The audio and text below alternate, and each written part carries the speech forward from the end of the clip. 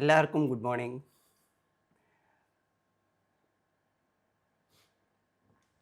ഇന്നത്തെ G T ശരിക്ക് വളരെ ഹാപ്പിയർ ആയിട്ടുള്ളൊരു ജി ടി ആണ്. വലിയൊരു ആഘോഷ പരിപാടികളൊക്കെ കഴിഞ്ഞ് വളരെ സംതൃപ്തിയോട് കൂടിയിട്ട് കിടന്നുറങ്ങി, ആ, പുതിയ എനർജിയോട് കൂടിയിട്ട് പുതിയ പ്രതീക്ഷകളോട് കൂടിയിട്ട് 250 ശേഷം 251 ആഴ്ചയിലേക്ക് പ്രവേശിക്കുമ്പം ശരിക്കൊരു പുതിയ ഫേസ് തന്നെ തുടങ്ങുന്നത് പോലെയാണ്. ഇന്നലത്തെ നമ്മുടെ ഇവൻ്റ് സെലിബ്രേഷൻ ഗ്രാൻഡായി സക്സസ്സായി by the grace of the almighty തീർച്ചയായിട്ടും. അപ്പോൾ അത് കൂടുതൽ നമ്മുടെ റെസ്പോൺസിബിലിറ്റിയാണ് ഓർമ്മിപ്പിക്കുന്നതാണ് ഞാൻ മനസ്സിലാക്കുന്നത്.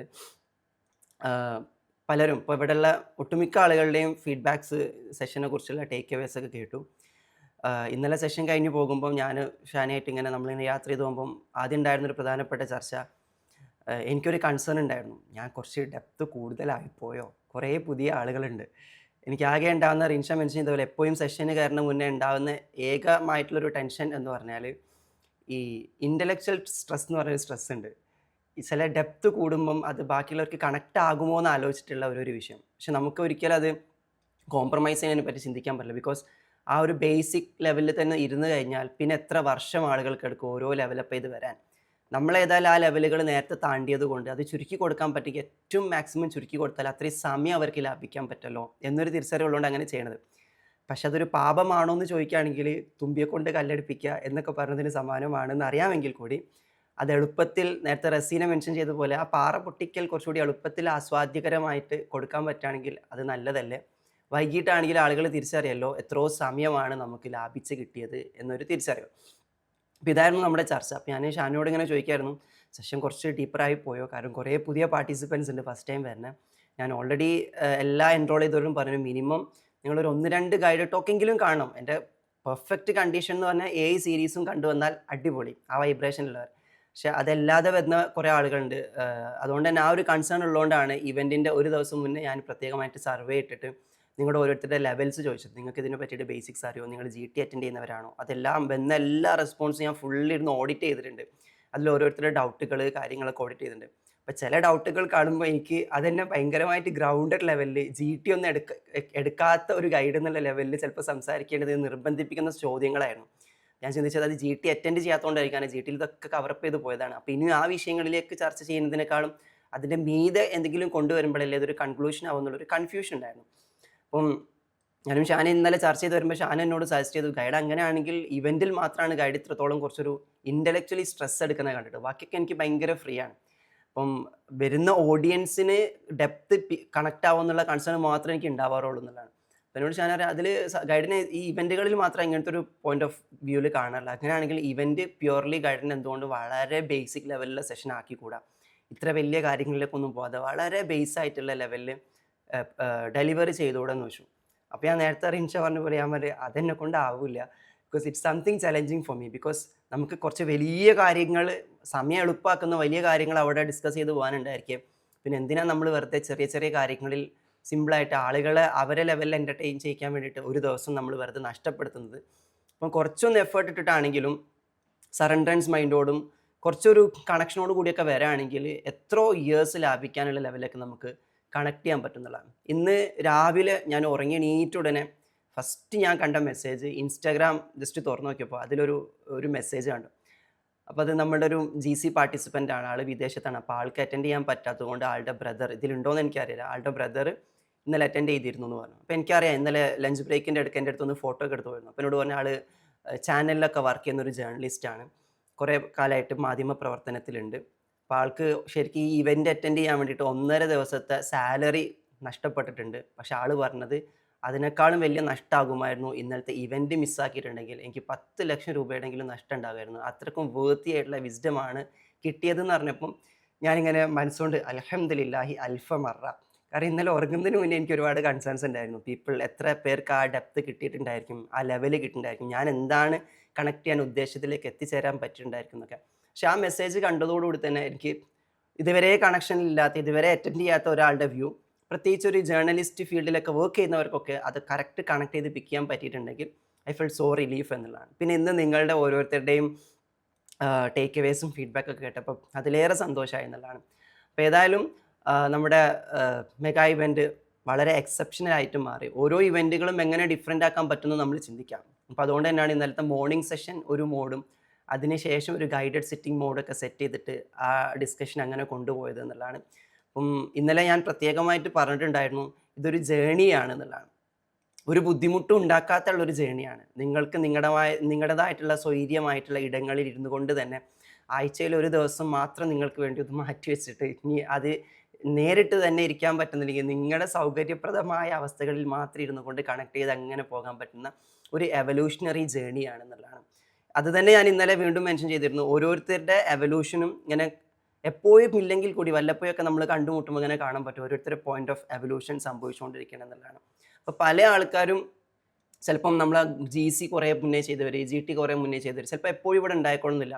പക്ഷെ എവിടെയെങ്കിലൊക്കെ വെച്ചിട്ട് ഇങ്ങനെ കാണുമ്പം അവരെപ്പോഴും കമൻറ്റ് ചെയ്യുന്നൊരു കാര്യമുണ്ട്, ഗൈഡഡ് ടോക്കും ഗൈഡഡ് കോഡും നമുക്കൊരു ഓപ്പണിംഗ് ആയിരുന്നു എന്ന് പറയാറുണ്ട്. പിന്നെ അവർ എക്സ്പ്ലോർ ചെയ്തോളും. എന്തോ മറഞ്ഞു കിടന്ന പൂട്ടിക്കിടന്ന ഒരു സാധനം അങ്ങ് തുറന്നു കൊടുക്കലാണ്. പിന്നെ അവരായിട്ട് നടന്നോളും.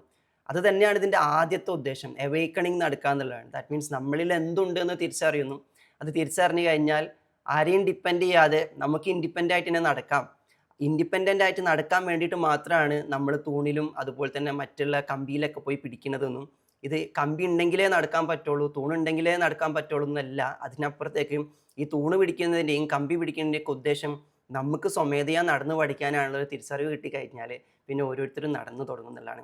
ഒരിക്കലും നടക്കൂല എന്ന് കരുതിയ, ഒരിക്കലും സാധ്യമല്ല എന്ന് തോന്നിയ, എന്നെക്കൊണ്ട് ഒരിക്കലും പറ്റൂല എന്ന് തോന്നിയ പല കാര്യങ്ങളും എന്നെക്കൊണ്ട് പറ്റുന്നതായതുകൊണ്ട് മാത്രമാണ് എൻ്റെ ഉള്ളിലേക്ക് അത് ആഗ്രഹമായിട്ട് ലക്ഷ്യമായിട്ട് വന്നതെന്നൊക്കെ തിരിച്ചറിയുമ്പോൾ കിട്ടുന്ന ഒരു സുഖമുണ്ട്. വല്ലാത്തൊരു ഫ്രീഡമാണ്. ഞാൻ എൻ്റെ പേഴ്സണൽ എക്സ്പീരിയൻസ് വെച്ച് ഞാൻ മോക്ഷം എന്താണെന്ന് ചോദിച്ചാൽ ആദ്യം പറയൽ, എനിക്ക് ഞാൻ തന്നെ മതി എന്ന അവസ്ഥയിലാണ് എന്നെ എല്ലാം ആക്കിയവൻ പഠിച്ചത് എന്ന തിരിച്ചറിവാണ് ജീവിച്ചിരിക്കുമ്പോൾ കിട്ടുന്ന ഏറ്റവും വലിയ മോക്ഷം എന്നുള്ളത്.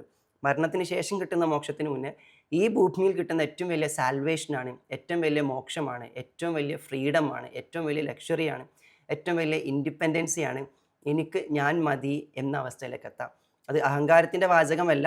എനിക്ക് ഞാൻ മതി എന്ന തിരിച്ചറിവ് ഉണ്ടാകണമെങ്കിൽ വേറെ ആരുമില്ലെങ്കിലും എന്നെ ഞാനാക്കിയവൻ എന്നോടൊപ്പം ഉണ്ടാകണമെങ്കിൽ ഞാൻ എൻ്റെ കൂടെ നിന്ന് ശീലിക്കണം. അതിന് വേണ്ടിയിട്ട് എൻ്റെ കൂടെയുള്ളവരൊക്കെ ഞാൻ ചേർത്ത് പിടിക്കണം. എനിക്ക് ഞാനായിരിക്കാൻ വേണ്ടിയിട്ട് എൻ്റെ കൂടെയുള്ളവരൊക്കെ ഞാൻ ചേർത്ത് പിടിക്കണം എന്ന ബോധ്യത്തോടുകൂടി പോവുക എന്നുള്ളതാണ്. അപ്പം എന്തുകൊണ്ട് ഗൈഡഡ് ടോക്കുകൾ ഇനി 250 കഴിഞ്ഞു, ഇനി നിങ്ങൾക്ക് പറയാൻ പറ്റില്ല. I don't no. ഞാനും വളരെ ക്യൂരിയസ് ആണ്.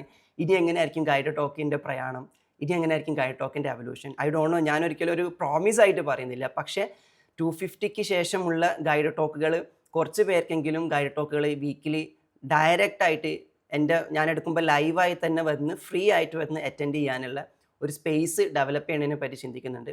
വളരെ കുറച്ച് ആളുകൾക്ക് മാത്രം ഞാൻ എവിടെ നിന്നാണോ നാട്ടിലുള്ള സമയത്ത് മാത്രമാണ് അത് പോസിബിൾ ആവുക. അപ്പോൾ അത് ഓഫീസിലാണെങ്കിൽ ഓഫീസിൽ, വേറെ എവിടെയെങ്കിലും ആണെങ്കിൽ എവിടെ. അപ്പോൾ കുറച്ച് പേർക്ക് മുന്നേ രജിസ്റ്റർ ചെയ്യുന്ന ആളുകൾക്ക് ഇങ്ങനെ നേരിട്ട് തന്നെ വന്ന് ഗൈഡഡ് ടോക്ക് എക്സ്പീരിയൻസ് ചെയ്ത് പോകാനുള്ളൊരു സ്പേസ് ഡെവലപ്പ് ചെയ്യണമെന്നാണ് എൻ്റെ ഒരു ആഗ്രഹം. പിന്നീട് അത് പതിയെ നമ്മൾ ഗൈഡഡ് ടോക്ക് കംപ്ലീറ്റ്ലി എല്ലാ ഗൈഡഡ് ടോക്കുകളും സൺഡേ ടോക്കുകളും ഓഫ്ലൈനായിട്ട് തന്നെ സംഭവിക്കുന്ന ഒരു അവസ്ഥയിലേക്ക് ഇവോൾവ് ചെയ്യിപ്പിക്കണം എന്നൊക്കെ ചിന്തകളായിട്ട് ഇന്നലെ ഇങ്ങനെ ഉദിച്ചിട്ടുണ്ടായിരുന്നു. ഏതായാലും നമുക്ക് പോയി നോക്കാം, വർക്കൗട്ട് ആവാൻ നോക്കാം. നിങ്ങളെല്ലാവരും കൂടെ ഉള്ളപ്പം അത് വലിയ സന്തോഷമാണ്. ഇന്ന് എന്നെ അതിലേറെ സന്തോഷിപ്പിച്ച മറ്റൊരു കാര്യം എന്ന് പറഞ്ഞാൽ, ഇന്നലെ ഇത്രയും ലേറ്റായിട്ടൊക്കെ ഇവൻറ്റ് കഴിഞ്ഞിട്ടും യാത്ര ചെയ്തിട്ടൊക്കെ ഇവൻറ്റിൽ കണ്ട മുഖങ്ങൾ തന്നെയാണ് ഏറ്റവും കൂടുതൽ വീഡിയോയിൽ വന്നിരിക്കണം എന്നുള്ളതാണ്. വല്ലാത്ത അത്ഭുതം തോന്നുകയാണ് നിങ്ങളുടെ അവസ്ഥയെ പറ്റിയിട്ട്, വല്ലാത്ത സ്നേഹം നിങ്ങളോട് തോന്നുകയാണ് എന്നുള്ളതാണ്. അപ്പോൾ ഏതായാലും ചില ആൾക്കാരോടൊക്കെ ഇന്നലെ ഞാൻ എപ്പോഴും ശ്രദ്ധിക്കുന്ന ഒരു കാര്യമാണ്, കുറേ പേരുണ്ട് നമ്മളെ കാണണമെന്ന് കരുതി വരുന്നവരാണ്. അപ്പോൾ ചില ആൾക്കാരുണ്ട് അവർക്ക് ഈ യാത്ര ചിലപ്പം വൈകിട്ട് പെട്ടെന്ന് പോകേണ്ടവർക്കൊക്കെ പലപ്പോഴും കാണണം എന്ന് കൊതിച്ചിട്ട് ചിലപ്പോൾ അവർക്ക് കാണാൻ പറ്റാണ്ടൊക്കെ പോകുന്ന സങ്കടമൊക്കെ പറയാറുണ്ട്. അപ്പോൾ അതുകൊണ്ടാണ് ഇന്നലെ ലഞ്ച് ബ്രേക്കിൻ്റെ സമയത്ത് ഞാൻ പിന്നീട് ലഞ്ച് പിന്നീടാകാം എന്ന് പറഞ്ഞിട്ട് നേരെ അവിടെ തന്നെ എല്ലാവരും ഭക്ഷണം കഴിക്കുമ്പോഴെങ്കിലും എല്ലാവരും പറ്റുന്നവരൊക്കെ മാക്സിമം മീറ്റ് ചെയ്യാമെന്നുള്ള ഉദ്ദേശത്തിൽ വന്ന് കണ്ടതൊക്കെ. അപ്പോൾ അതിൻ്റെ ഇടയിൽ ഞാൻ ഓരോരുത്തരോട് ചോദിക്കുന്നുണ്ട്, എങ്ങനെയുണ്ട് സെഷൻ, എങ്ങനെയുണ്ട്, കാര്യങ്ങൾ കിട്ടുന്നുണ്ടോ? അപ്പോൾ ചിലരൊക്കെ എന്നോട് പറയുന്നത്, നമ്മൾ ഗൈഡിനെ കാണാൻ വേണ്ടി മാത്രം വന്നതാണ്. അവർ എന്നെ കാണാൻ വന്നതാണ്, നിങ്ങൾ ക്ലാസ് അറ്റൻഡ് ചെയ്യാൻ വന്നതാണ്. അല്ല അത് ഓക്കെ, പക്ഷെ നമ്മൾക്ക് ഗൈഡിനൊന്ന് കണ്ടാൽ മതി എന്ന് പറഞ്ഞ് വന്നതാണ്. എനിക്കറിയില്ല എന്തുകൊണ്ടാണ്, എന്ത് എലമെൻ്റാണ് നിങ്ങൾക്കൊക്കെ അത്രമാത്രം സ്നേഹം യജ്ഞിലേക്ക് ഉണ്ടാക്കി തന്നത് എന്നുള്ളതാണ്. അത് എന്തായാലും ഒരു വ്യക്തി എന്നതിനപ്പുറത്തേക്ക് നമ്മൾ കൈകാര്യം ചെയ്യുന്ന വിഷയത്തോടുള്ള സ്നേഹം അത് കിട്ടുന്ന സ്രോതസ്സിനോട് സ്വാഭാവികമായിട്ടുണ്ടായിരിക്കും. അത് മാത്രമാണെന്ന് ഞാനും മനസ്സിലാക്കുന്നുള്ളൂ. അതങ്ങനെ തന്നെ നിലനിൽക്കട്ടെ. അതിനൊരു ഭംഗിയുണ്ട്. സ്നേഹത്തിലായി തന്നെ, സാഹോദര്യത്തിലായി തന്നെ നമുക്കിങ്ങനെ യാത്ര തുടരാം എന്നുള്ളതാണ്. ഇനിയും ഒരുപാട് പേർക്ക് ഇതിൻ്റെ വെളിച്ചം, ഇതിൻ്റെ സ്നേഹമൊക്കെ കിട്ടട്ടെ. പിന്നെ പ്രത്യേകിച്ച് ഇന്നത്തെ ടോക്കിലേക്ക് പോണ മുന്നേ എനിക്ക് എടുത്ത് പറയേണ്ടത് നമ്മുടെ അസോസിയേറ്റ്സ് ആയിട്ടുള്ള ടീം മെമ്പേഴ്സ് കുട്ടികളൊക്കെ പറ്റിയിട്ടാണ്. ഒരുപാട് പരിശ്രമിച്ചിട്ടുണ്ട് നമ്മളെ ബാക്ക് എൻഡ് വർക്കുകളൊക്കെ ചെയ്യാൻ. നമ്മൾക്ക് ഒരുപാട് കാര്യങ്ങൾ നിങ്ങൾക്കറിയാം ഇവൻറ്റിൻ്റെ ഒരു സെറ്റപ്പ് നോക്കുമ്പോൾ തന്നെ അത് സെറ്റ് ചെയ്യാൻ ഒരുപാട് ബാക്ക്ഗ്രൗണ്ട് വർക്കുകളുണ്ട്. ഇപ്പം മെൻറ്റേഴ്സ് കുട്ടികളൊക്കെ ബോയ്സൊക്കെ രാത്രി 2 മണി 3 മണി വരെയൊക്കെ അവിടെ കാര്യങ്ങൾ ചെയ്തുകൊണ്ടിരിക്കുകയായിരുന്നുള്ളത്. എന്നിട്ട് അത് കഴിഞ്ഞ് നേരെ സുബഹി കഴിഞ്ഞിട്ട് തന്നെ വീണ്ടും അവർ ഡ്രസ്സപ്പ് ചെയ്ത് വരാണ്. അപ്പോൾ നമ്മൾ ഓൾറെഡി ബാക്ക്ഗ്രൗണ്ടിൽ അത്രയും വർക്ക് ചെയ്തുകൊണ്ടിരിക്കുക. അപ്പോൾ അതിനോടൊപ്പം നമ്മളോട് സ്നേഹം കൊണ്ട് ഇതിൻ്റെ വളണ്ടിയർ ചെയ്യാൻ വന്ന കുറേ അസോസിയേറ്റ്സ് ഉണ്ട്. അവർ ഒരുപാട് എഫേർട്ട് ഇട്ടിട്ടുണ്ട് ഇത് ഗ്രാൻഡ് സക്സസ് ആക്കാനും. അപ്പം അവരോട് ഒരുപാട് ഗ്രാറ്റിറ്റ്യൂഡും താങ്ക്സ് ഒക്കെ അറിയിക്കുകയാണ്. നിങ്ങളുടെ ഡെഡിക്കേഷനൊക്കെ തന്നെ തീർച്ചയായിട്ടും അതിന് ബെസ്റ്റായിട്ട് നിങ്ങൾ ഡിസേർവ് ചെയ്യുന്നത് എന്താണോ അത് മുകളിലുള്ളവൻ നിങ്ങൾക്ക് സെർവ് ചെയ്യട്ടെ എന്ന് കൂടി പ്രാർത്ഥിക്കുകയാണ്. നിങ്ങൾക്ക് ഇനിയും ടീമിനോടൊപ്പം ചേർന്ന് നിന്ന് മുന്നോട്ട് പോകാനും പറ്റട്ടെ എന്നുള്ളതാണ്. അപ്പോൾ ഇത്രയും കാര്യങ്ങളാണ് തുടക്കത്തിൽ പറയാനുള്ളത്.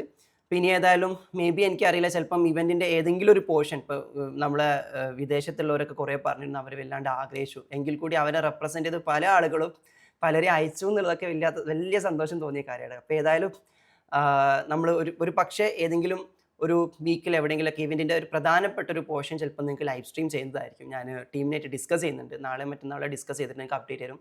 അപ്പോൾ ലൈവായിട്ട് അറ്റൻഡ് ചെയ്യാൻ പറ്റാത്തവർക്ക് അതിൻ്റെ കുറച്ച് പോർഷൻസ് കാണാൻ വേണ്ടി നോക്കാം. പിന്നെ ബാക്കിയുള്ളതൊക്കെ നമ്മുടെ ഇവൻറ്റുകളും മറ്റുള്ള പ്രോഗ്രാംസൊക്കെ ആപ്പ് ഫൈനൽ സ്റ്റേജിലാണ്. ഇന്നലെ നമ്മുടെ ആപ്പ് ലോഞ്ച് ചെയ്യണമെന്നാണ് വിചാരിച്ചത്. പക്ഷേ അതിൽ കുറച്ച് കറക്ഷൻസ് ഉള്ളതുകൊണ്ട് നടന്നില്ല. അപ്പോൾ നമ്മൾ ആപ്പ് വരുന്നതോട് കൂടിയിട്ട് എല്ലാവർക്കും നമ്മുടെ കഴിയുന്ന ഇവൻറ്റുകളോ കാര്യങ്ങളൊക്കെ നമ്മൾ ആപ്പിൽ ഡയറക്റ്റ് ഉണ്ടാവും. അപ്പോൾ നിങ്ങൾക്ക് നിങ്ങളുടെ സൗകര്യത്തിന് അത് പർച്ചേസ് ചെയ്തിട്ട് നിങ്ങൾക്ക് അതിലിരുന്ന് കാണാനുള്ള ഓപ്പർച്യൂണിറ്റി ഉണ്ടായിരിക്കുന്നുണ്ട്. അത് നമ്മൾ ഒരുക്കുന്നുണ്ടെന്നുള്ളതാണ്. അപ്പോൾ ഏതായാലും വളരെ സന്തോഷം. ഗ്രേറ്റ് ഗ്രാറ്റിറ്റ്യൂഡോട് കൂടിയിട്ട് തന്നെ, ഡീപ്പ് ഗ്രാറ്റിറ്റ്യൂഡോട് കൂടി തന്നെ നമുക്കിനി ഇന്നത്തെ ഡിസ്കഷനിലേക്ക് വരാം. ഇന്ന് ഡിസ്കഷൻ എന്നതിനപ്പുറത്തേക്ക് സെലിബ്രേഷൻ ആണല്ലോ. ഇന്നലെയും ഇന്നൊക്കെ ഒരു സെലിബ്രേഷൻ മൂഡ് എന്നുള്ളതാണ്. അപ്പോൾ ആ കണ്ടൻമെൻറ്റിലും ആ ഫുൾഫിൽഡ് തോട്ടിലും ലെറ്റ്സ് മൂവ് ഫോർവേഡ് എന്നുള്ളതാണ്. ഇന്നലെ നമ്മൾ മോർണിംഗിൽ ആക്ച്വലി മാനിഫെസ്റ്റേഷൻ്റെ ഇന്നത്തോടുകൂടി നമ്മളിത് റാപ്പ് ചെയ്യാണ്. ഇന്നലെ മോർണിംഗിൽ നമ്മൾ ആക്ച്വലി മാനിഫെസ്റ്റേഷൻ്റെ സയൻസ് പാർട്ടും മൈക്രോ കാലിബ്രേഷൻ എന്ന് പറയുന്ന കുറച്ച് ഏരിയാസാണ് പറഞ്ഞത്. അപ്പോൾ മൈക്രോ കാലിബ്രേഷൻ എന്ന് പറയുമ്പോൾ ഞാൻ പറഞ്ഞിട്ടുണ്ടായിരുന്നു ഇതെല്ലാം ഈ എൻ്റയർ പ്രോസസ്സിന് നമ്മൾ ഈ മാനിഫെസ്റ്റേഷൻ ഡിസ്കസ് ചെയ്യുന്ന, സ്പിരിച്വാലിറ്റി ഡിസ്കസ് ചെയ്യുന്ന, അല്ലെങ്കിൽ പ്രെയർ ഡിസ്കസ് ചെയ്തുകൊണ്ടിരിക്കുന്ന, നമ്മുടെ ഇമേജ് കോൺഷ്യസ്നെസ് ഡിസ്കസ് ചെയ്തുകൊണ്ടിരിക്കുന്ന, ഇതെല്ലാം ആക്ച്വലി ഓരോന്നിനും ഓരോ മോഡ് ഓഫ് അപ്രോച്ച് ഉണ്ട്. അപ്പോൾ നമ്മളുടെ ഈ ഒരു മോഡ് ഓഫ് അപ്രോച്ച് നമുക്ക് വേണമെങ്കിൽ മെറ്റാകോഗ്നീഷൻ എന്ന് വിളിക്കാമെന്ന് പറയാം. Metacognition in the sense it is one of the highest form of intelligence. അപ്പോൾ ഒരു ഇൻ്റലിജൻസിൻ്റെ കൂട്ടത്തിൽ ഏറ്റവും ഹയസ്റ്റ് ഫോം ആയിട്ടുള്ള ഒരു ഇൻ്റലിജൻസ് ആണ് മെറ്റാകോഗ്നീഷൻ. തിങ്കിങ് അബൌട്ട് തിങ്കിങ്, ചിന്തകളെ പറ്റിയിട്ട് ചിന്തിച്ചുകൊണ്ടിരിക്കുക എന്നുള്ളതാണ്. ഇന്നലത്തെ ഇവൻറ്റിൽ ഞാൻ പറഞ്ഞിരുന്നു നമ്മൾ ആരാണ് എന്ന് ചോദിച്ചാൽ നമ്മളുടെ ഉള്ളിലെ ചിന്തകളല്ല, ആ ചിന്തകളെ നിരീക്ഷിക്കുന്നതാരോ അതാണ് നമ്മൾ എന്ന് പറയുന്നത്. പലപ്പോഴും നമ്മളിൽ വന്നുകൊണ്ടിരിക്കുന്ന എന്താ പറയുക ഓരോ ചിന്തകളെയും നമ്മളിങ്ങനെ അത് ഓരോ നിമിഷത്തിൽ നമുക്ക് പല ചിന്തകൾ വരും. അതാണ് സത്യം അല്ലെങ്കിൽ അതാണ് ഇപ്പോൾ എന്ന് കരുതി നമ്മൾ ആ ചിന്തകളിൽ വീണു പോയി കഴിഞ്ഞാൽ ശരിക്കുള്ള നമ്മുടെ ട്രൂ സെൽഫിൻ്റെ അവെയർനെസ് നമ്മൾ തെന്നിപ്പോകാന്നുള്ളതാണ്. നമുക്ക് എല്ലാവർക്കും ഉള്ളിൽ ഒരു പ്യുവർ കോൺഷ്യസ്നെസ് ഉണ്ട്. പ്യുവർ കോൺഷ്യസ്നെസ് മീൻസ് അത് ജസ്റ്റ് ഒരു ബോധതലം മാത്രമാണ്. അതിങ്ങനെ നത്തിങ്നെസ്, സ്റ്റിൽനെസ്, കാംനെസ് എന്നൊക്കെ പറഞ്ഞ അവസ്ഥയിൽ ഇങ്ങനെ സ്റ്റില്ലായിട്ട് നിൽക്കുകയാണ്. ഒരു സൈലൻറ്റ് സ്പോട്ടാണ്. The spot of space of സോളെന്നോ അങ്ങനെ എന്തെങ്കിലും നമുക്കതിനെ പേരിട്ട് വിളിക്കാം. അത്തരത്തിലൊരു സൈലൻറ്റ് സ്പോട്ടിൽ, ഒരു കാംനെസ് സ്പോട്ടിൽ ഇങ്ങനെ എല്ലാം വിറ്റ്നസ് ചെയ്തുകൊണ്ടിരിക്കുന്ന, എല്ലാം കണ്ടുകൊണ്ടിരിക്കുന്ന, ജഗദീശ്വരൻ എല്ലാം വിറ്റ്നസ് ചെയ്യുന്നു എന്ന് പറഞ്ഞതുപോലെ തന്നെ നിങ്ങൾക്കുള്ളിൽ ഈശ്വര കണത്തിൻ്റെ ബോധത്തിലിരുന്നു കൊണ്ട് നിങ്ങളുടെ കണ്ണും നിങ്ങളുടെ കാതും നിങ്ങളുടെ ചിന്തകളും നിങ്ങളുടെ മനസ്സും ഒക്കെ പ്രവർത്തിക്കുമ്പോൾ ഒന്നും ചെയ്യാതെ അവിടെ ഇങ്ങനെ ജസ്റ്റ് വിറ്റ്നസ് ചെയ്തുകൊണ്ടിരിക്കുന്ന, ഒബ്സർവ് ചെയ്തുകൊണ്ടിരിക്കുന്ന ഒരു ഒബ്സർവർ. നമ്മൾ മനസ്സാക്ഷി എന്നൊക്കെ പറയില്ലേ, ചില കാര്യങ്ങൾ ചെയ്യുമ്പം നിൻ്റെ മനസ്സാക്ഷി അതിനെ അനുവദിക്കുമോ, നിൻ്റെ മനസ്സിൽ ഒരാൾ സാക്ഷിയായിട്ട് നിൽക്കുന്നില്ലേ എന്ന് ചോദിക്കുമ്പം നിങ്ങൾക്കുള്ളിൽ തന്നെ, നമ്മൾക്ക് ഓരോരുത്തർക്കുള്ളിൽ തന്നെ ചിന്തിക്കുന്ന, നമ്മളിലൂടെ വരുന്ന ചിന്തകൾക്കൊക്കെ അപ്പുറത്തേക്ക് അതിനൊക്കെ നോക്കിക്കൊണ്ടിരിക്കുന്ന ഒരാളുണ്ട്, ഒരു ഒബ്സർവർ ഉണ്ട്. ആ ഒബ്സർവർ എന്താണോ അതാണ് ആക്ച്വലി നമ്മൾ എന്ന് പറയുന്നത്. ആ ഒബ്സർവർ ഒന്നും മിണ്ടൂല, ഒന്നും ചെയ്യൂല എന്നുള്ള, പക്ഷെ ഒബ്സർവറൊക്കെ വിറ്റ്നസ് ചെയ്തുകൊണ്ടിരിക്കുന്നതാണ്. ആ വിറ്റ്നസ് ചെയ്തുകൊണ്ടിരിക്കുന്ന ഒബ്സർവറിനെ എപ്പോഴാണോ നമ്മൾ നമ്മുടെ ചിന്തകളെ കൊണ്ടും തല കൊണ്ടും കണ്ണുകൊണ്ടും കാതുകൊണ്ടും അറിവ് കൊണ്ടൊക്കെ നിരീക്ഷിച്ചു തുടങ്ങുന്നത്, അപ്പോഴാണ് എക്സാക്ട്ലി ചിന്തകൾക്കും അതീതമായ, കാഴ്ചകൾക്കും അതീതമായ, അറിവുകൾക്കും അതീതമായ ഒരു തലത്തിലേക്ക് നമ്മൾ എത്തിച്ചേരുന്നത്. ദാറ്റ് മീൻസ് അതാണ് മെറ്റാ ഫിസിക്കൽ, മെറ്റാ കോഗ്നിറ്റീവ് എന്ന് പറയുന്നത്. നമുക്ക് ഈ ഭൂമിയെ എക്സ്പ്ലോർ ചെയ്യാൻ വേണ്ടി പറ്റുന്നത് നമ്മുടെ ചിന്താമണ്ഡലം കൊണ്ടും നമ്മുടെ കാഴ്ച കൊണ്ടും നമ്മുടെ കേൾവി കൊണ്ടും നമുക്ക് കിട്ടുന്ന അറിവുകൾ കൊണ്ടൊക്കെയാണ്. അറിവ് എന്ന് പറയുമ്പം നിങ്ങൾക്കറിയാലോ, ജസ്റ്റ് ഒരു സ്പെസിഫിക് ആയിട്ടൊരു മേഖലയെ പറ്റിയിട്ടുള്ള അറിവ് എന്നതിനപ്പുറത്തേക്ക് ഓരോ കാഴ്ചയും ഓരോ സെൻസുകളും അറിവുകളാണ്. റൈറ്റ്, ഓരോ സെൻസുകളും അറിവുകളാണ്. നമ്മുടെ ഓരോ സെൻസുകളും നോൺ സെൻസ് ആകണമോ നോൺ സെൻസ് ആകണമോ, ഈ വേർഡ് ഞാൻ പലപ്പോഴും ചലഞ്ചിങ് ആയിരിക്കും ഇത് യൂസ് ചെയ്യാൻ. Non sense in the sense, ഫസ്റ്റത്തെ നോൺ സെൻസ് എന്നാൽ NON നോൺ സെൻസ്, രണ്ടാമത്തെ നോൺ സെൻസ് എന്നാൽ KNOWN. ഇപ്പം നോൺ സെൻസും ഉണ്ട് നോൺ സെൻസും ഉണ്ട്. നോൺ സെൻസ് എന്ന് പറഞ്ഞാൽ അർത്ഥവത്തല്ലാത്ത, സെൻസ്ലെസ് ആയിട്ടുള്ള സെൻസ് എന്ന് പറഞ്ഞാൽ നമുക്ക് എത്ര അറിവ് എന്തൊക്കെ കിട്ടിയാലും ആ സെൻസുകൾ നമുക്കുള്ളിൽ ഓൾറെഡി അറിവുള്ള വിദ്വാനായിട്ടുള്ള ആത്മജ്ഞാനിയായിട്ടുള്ള മനസ്സാക്ഷിയായിട്ടുള്ള പ്യുവർ കോൺഷ്യസ്നസ്, അത് ഓൾറെഡി അറിയുന്ന തലമാണ്. നമുക്കുള്ളിൽ ഓൾറെഡി അറിവുള്ള സ്കോളേർലി ലെവലിലുള്ള എല്ലാം നിറഞ്ഞ് കവിഞ്ഞിരിക്കുന്ന ഒരു തലമാണ് നമുക്കുള്ളിലുള്ള നോൺ സെൻസിൻ്റെ പാർട്ട് എന്ന് പറയുന്നത്. അപ്പം നമ്മൾക്ക് കണ്ണിലൂടെയും കാതിലൂടെയും ഈ പുറത്തെ ലോകത്തു നിന്നൊക്കെ കിട്ടുന്ന സെൻസുകളിലൂടെ കിട്ടുന്ന അറിവുകളൊക്കെ നമ്മൾക്ക് ഓൾറെഡി ഉള്ളിലുള്ള നോൺ സെൻസിലേക്ക് കണക്റ്റഡ് ആകാത്ത ഘട്ടത്തിൽ നമുക്ക് കിട്ടുന്ന അറിവുകളൊക്കെ അർത്ഥശൂന്യമാണ്, അത് വ്യർത്ഥമാണ്, അതല്ലെങ്കിൽ അത് നോൺ സെൻസ് ആണ്, സെൻസ്ലെസ് ആണ്. എന്നാൽ നമുക്ക് കിട്ടുന്ന ഏതൊരു അറിവും ഏതൊരു കാഴ്ചയും ഓൾറെഡി എൻ്റെ അകത്ത് തന്നെയുള്ള ആ അവബോധത്തിലേക്ക് കണക്ട് ചെയ്യാൻ പറ്റുന്ന, അതിൽ നിന്നും കണക്ട് ചെയ്ത് അതിൽ ഉള്ള അറിവിലേക്ക് കണക്ട് ചെയ്ത് തിരിച്ചറിയാൻ പറ്റുന്ന തലത്തിലേക്ക് എത്തുമ്പം ആ അറിവൊക്കെ യൂസ്ഫുൾ ആയിട്ടുള്ള അറിവായിട്ട് മാറുന്നു, റിസോഴ്സ്ഫുൾ ആയിട്ടുള്ള അറിവായിട്ട് മാറുന്നു. ഒന്നുകൂടി ഞാൻ ഇതിനൊന്ന് സിംപ്ലിഫൈ ചെയ്ത് പറഞ്ഞുതരാം. ഞാനൊരു കാഴ്ച കാണുന്നു, എക്സാമ്പിൾ ഞാനൊരു പൂവിനെ കാണുന്നു. ഞാനൊരു പൂവിനെ കാണുന്ന സമയത്ത് പൂവിനെ കണ്ടു കഴിഞ്ഞു, അത്രയേ ഉള്ളൂ. ഇതെന്താ ചോദിച്ചാൽ എനിക്ക് ഇൻഫർമേഷൻ അറിയാൻ എന്നെ ട്രെയിൻ ചെയ്യുന്നത് ഇത് പൂവാകുന്നു. ഓക്കെ, കണ്ട ഉടനെ ഞാൻ പറഞ്ഞു എനിക്ക് തിരിച്ചറിയാൻ പറ്റിയത് പൂവാണ്. വേറൊരു കുട്ടി, ആ കുട്ടിക്ക് ഇത് എന്താണെന്നറിയില്ല, അത് കണ്ടു, ഓക്കെ കണ്ടു, അത്രയേ ഉള്ളൂ. ആ കുട്ടിയോട് ചോദിക്കുകയാണ്, യൂനിസാർ ഒരു ക്വസ്റ്റ്യൻ അതിൻ്റെ ഇടയിൽ ഒറ്റ sense, actually non sense is made U. അതെൻ്റെ തന്നെ ടേമാണ്, ഞാൻ ഉണ്ടാക്കിയതാണ്. അതിന് വേറെ പല പേരുണ്ട്, എളുപ്പത്തിലാക്കാൻ വേണ്ടിയിട്ട് ഞാനൊന്ന് സെറ്റ് ചെയ്ത് വെച്ചാൽ non sense and non sense എന്നുള്ളത്. ഓക്കെ, അപ്പോൾ ഏതായാലും ആ കുട്ടിയോട് ചോദിക്കുകയാണ് ഇതെന്താണെന്ന് വെച്ചാൽ ആ കുട്ടിക്ക് ചിത്രം കാണാൻ പറ്റുന്നുണ്ട്, പക്ഷെ എന്താണെന്ന് അറിയുന്നില്ല. അപ്പോൾ ആ കുട്ടിക്ക് സംബന്ധിച്ചിടത്തോളം കാഴ്ചയുടെ സെൻസിൽ അതെന്താണെന്ന് കാണാൻ പറ്റുന്നുണ്ട്, ഇൻഫർമേഷൻ്റെ സെൻസിൽ അതെന്താണെന്ന് ഡീകോഡ് ചെയ്യാൻ പറ്റുന്നില്ല. അപ്പോൾ കാഴ്ചയുടെ സെൻസ് അവിടെ വർക്ക് ചെയ്യുന്നുണ്ട്. എന്നാൽ ഇത് പൂവാണെന്ന് മനസ്സിലാക്കിയ ആളെ സംബന്ധിച്ചിടത്തോളം അയാളുടെ കാഴ്ചയുടെ സെൻസിൽ പൂവ് കണ്ടിട്ടുണ്ട്, അതിൻ്റെ പേരെന്താണെന്ന് റീകോൾ ചെയ്യാൻ ഇൻഫർമേഷനായിട്ട് കിട്ടിയിട്ടുള്ള, നോളജായിട്ട് കിട്ടിയിട്ടുള്ള ഇത് പൂവാന്ന് റിയലൈസ് ചെയ്യാനും പറ്റിയിട്ടുണ്ട്. അത്രയും എത്തിയാലും ഞാൻ പറഞ്ഞു അത് റിസോഴ്സ്ഫുൾ സെൻസാന്ന് നമുക്ക് പറയാൻ പറ്റില്ല. അതേ ഇത് പൂവാണ് എന്ന് കണ്ട് ഇതിൻ്റെ പേര് പൂവാണെന്ന് മനസ്സിലാക്കുന്ന സമയത്ത് തന്നെ, അത് റെക്കഗ്നൈസ് ചെയ്യുന്ന സമയത്ത് തന്നെ ആ പൂവ് നിനക്കെന്താണ്, നിൻ്റെ ഉള്ളിൽ എന്താണ്, നിനക്കെങ്ങനെയാണ്, ഈ പൂ നിനക്ക് എന്തായിട്ടാണ് അനുഭവപ്പെടുന്നത്, പൂ കണ്ട സമയത്ത് നിനക്ക് സന്തോഷമാണോ തോന്നിയത്, ആനന്ദമാണോ തോന്നിയത്, ക്യൂരിയോസിറ്റി ആണോ തോന്നിയത്, ഇതേ പൂ ആ കുട്ടി കണ്ടപ്പോൾ എന്താ തോന്നിയത്, അവിടെയാണ് ആ പൂ നിന്നിൽ ഏത് ഭാവത്തെയാണ് ഉണർത്തിയത്, ഏത് മുഖത്തെയാണ് ഉണർത്തിയത്, ഏത് ഫീലിംഗ് ആണ് ഉണർത്തിയത്. അപ്പോൾ ഒരു ഫീലിംഗ് കൂടി അതിനോടൊപ്പം ഉണ്ട്. അപ്പോൾ നീ ചിന്തിക്കുകയാണ് ഇത് പൂവാണ്, പക്ഷെ പൂ കണ്ടപ്പോൾ എനിക്ക് ഇങ്ങനെയാണ് ഫീൽ ചെയ്തത്. അവിടെയും ഞാൻ പറഞ്ഞു ഈ നോൺ സെൻസിലേക്ക് എത്തുന്നില്ല, അവിടെയും റിസോഴ്സ്ഫുൾ സെൻസിലേക്ക് എത്തുന്നില്ല. പൂ കണ്ടു, നമ്മൾ അനുഭവിച്ചു, ഫീൽ ചെയ്തു. ആ ഫീൽ ചെയ്യുമ്പോൾ ഓക്കെ പൂ കണ്ടപ്പോൾ ഞാൻ ആസ്വദിച്ചു, അപ്പോഴും ഞാൻ എൻ്റെ ഫീലിങ്സ്, എൻ്റെ മൈൻഡിൻ്റെ ഫീലിങ്സിലും അതിനെ കൊണ്ടുവച്ചു, അത് എക്സ്പ്ലോർ ചെയ്തു. ഇവിടെ നിൽക്കുന്നില്ല. മെറ്റാ കോഗ്നിഷൻ എന്ന് പറഞ്ഞാൽ അതിൻ്റെ മീതെ ചിന്തിക്കുകയാണ്. ഇത് പൂവാണെന്ന് എനിക്കറിയാം, ഈ പൂവ് കണ്ടപ്പോൾ എനിക്ക് എന്തോ ഒരു സന്തോഷം വന്നു. അപ്പം ഞാൻ പൂവ് കണ്ടപ്പോൾ എന്തുകൊണ്ടായിരിക്കാം എനിക്ക് ആ സന്തോഷം ഫീൽ ചെയ്തത്, എന്തുകൊണ്ടായിരിക്കാം പൂവ് എന്നിൽ സന്തോഷം ഉണർത്തിയത് എന്ന് ചിന്തിക്കുമ്പോഴാണ് നമ്മൾക്ക് അത് എങ്ങനെയാണ് സംഭവിച്ചത് എന്നതിൽ നമ്മൾ കണ്ടംപ്ലേറ്റ് ചെയ്യണത്. അപ്പോഴാണ് നമ്മളെ self awareness, self contemplation, self actualization, self അവേക്കണിങ്ങിലേക്ക് കൊണ്ടുപോകുന്ന രീതിയിൽ what is this meant for me എന്ന രീതിയിലേക്ക് ചിന്തിക്കുമ്പം നമ്മളിലെ മനസ്സാക്ഷിയിലേക്ക് കൂടി ചേർത്ത് നിന്നുകൊണ്ട് നോക്കുകയാണ്. ഇപ്പോഴാണ് എൻ്റെ ഒബ്സർവർ ഉണർന്നത്, എന്തുകൊണ്ടാണ് ഈ പൂവ് എനിക്ക് ഇങ്ങനെ ഫീൽ ചെയ്യിപ്പിച്ചത്. ഇതുകൊണ്ടുള്ള ഗുണം എന്താണ്, നമ്മുടെ ലൈഫിലുള്ള എന്തൊക്കെ കാര്യങ്ങൾ നടക്കുമ്പോഴും ടൂ മച്ച് സീരിയസ് ആയിട്ട്, ടൂ മച്ച് പേഴ്സണലായിട്ട് നമ്മൾ അതിനെ എടുക്കുന്നതും ഡിസസോസിയേറ്റ് ചെയ്യും. ഇന്നലത്തെ ഇവൻറ്റിൽ ഞാൻ ഡിസസോസിയേറ്റ് ചെയ്യുന്നതിൻ്റെ ഇമ്പോർട്ടൻസ് പറഞ്ഞിരുന്നു. പലപ്പോഴും ഈ സെൻസ് ചെയ്തുകൊണ്ടിരിക്കുന്ന സെൻസായിട്ട് നമ്മളങ്ങ് മാറിപ്പോവാണ്. സെൻസ് ചെയ്യുന്ന സെൻസുകളായിട്ട് നമ്മൾ മാറരുത്. സെൻസ് ചെയ്യുന്ന സെൻസുകൾ നമുക്കുള്ള ലെൻസ് മാത്രമാണ്. ഇതൊക്കെ പിക്ക് ചെയ്ത് തരാനുള്ള ഒരു ലെൻസ് മാത്രമാണ്. അതായിട്ട് നമ്മൾ മാറരുത്. ദാറ്റ് മീൻസ് കണ്ണൊരു സാധനം കാണുന്നു, കണ്ണ് കാണുന്നതെന്തോ ആ കണ്ണിൻ്റെ കാഴ്ചയായിട്ട്, അല്ലെങ്കിൽ കണ്ണെന്താണോ കാണുന്നത് കണ്ണ് തന്നെ ഞാൻ എന്ന അവസ്ഥയിലേക്ക് പോകാൻ പാടില്ല.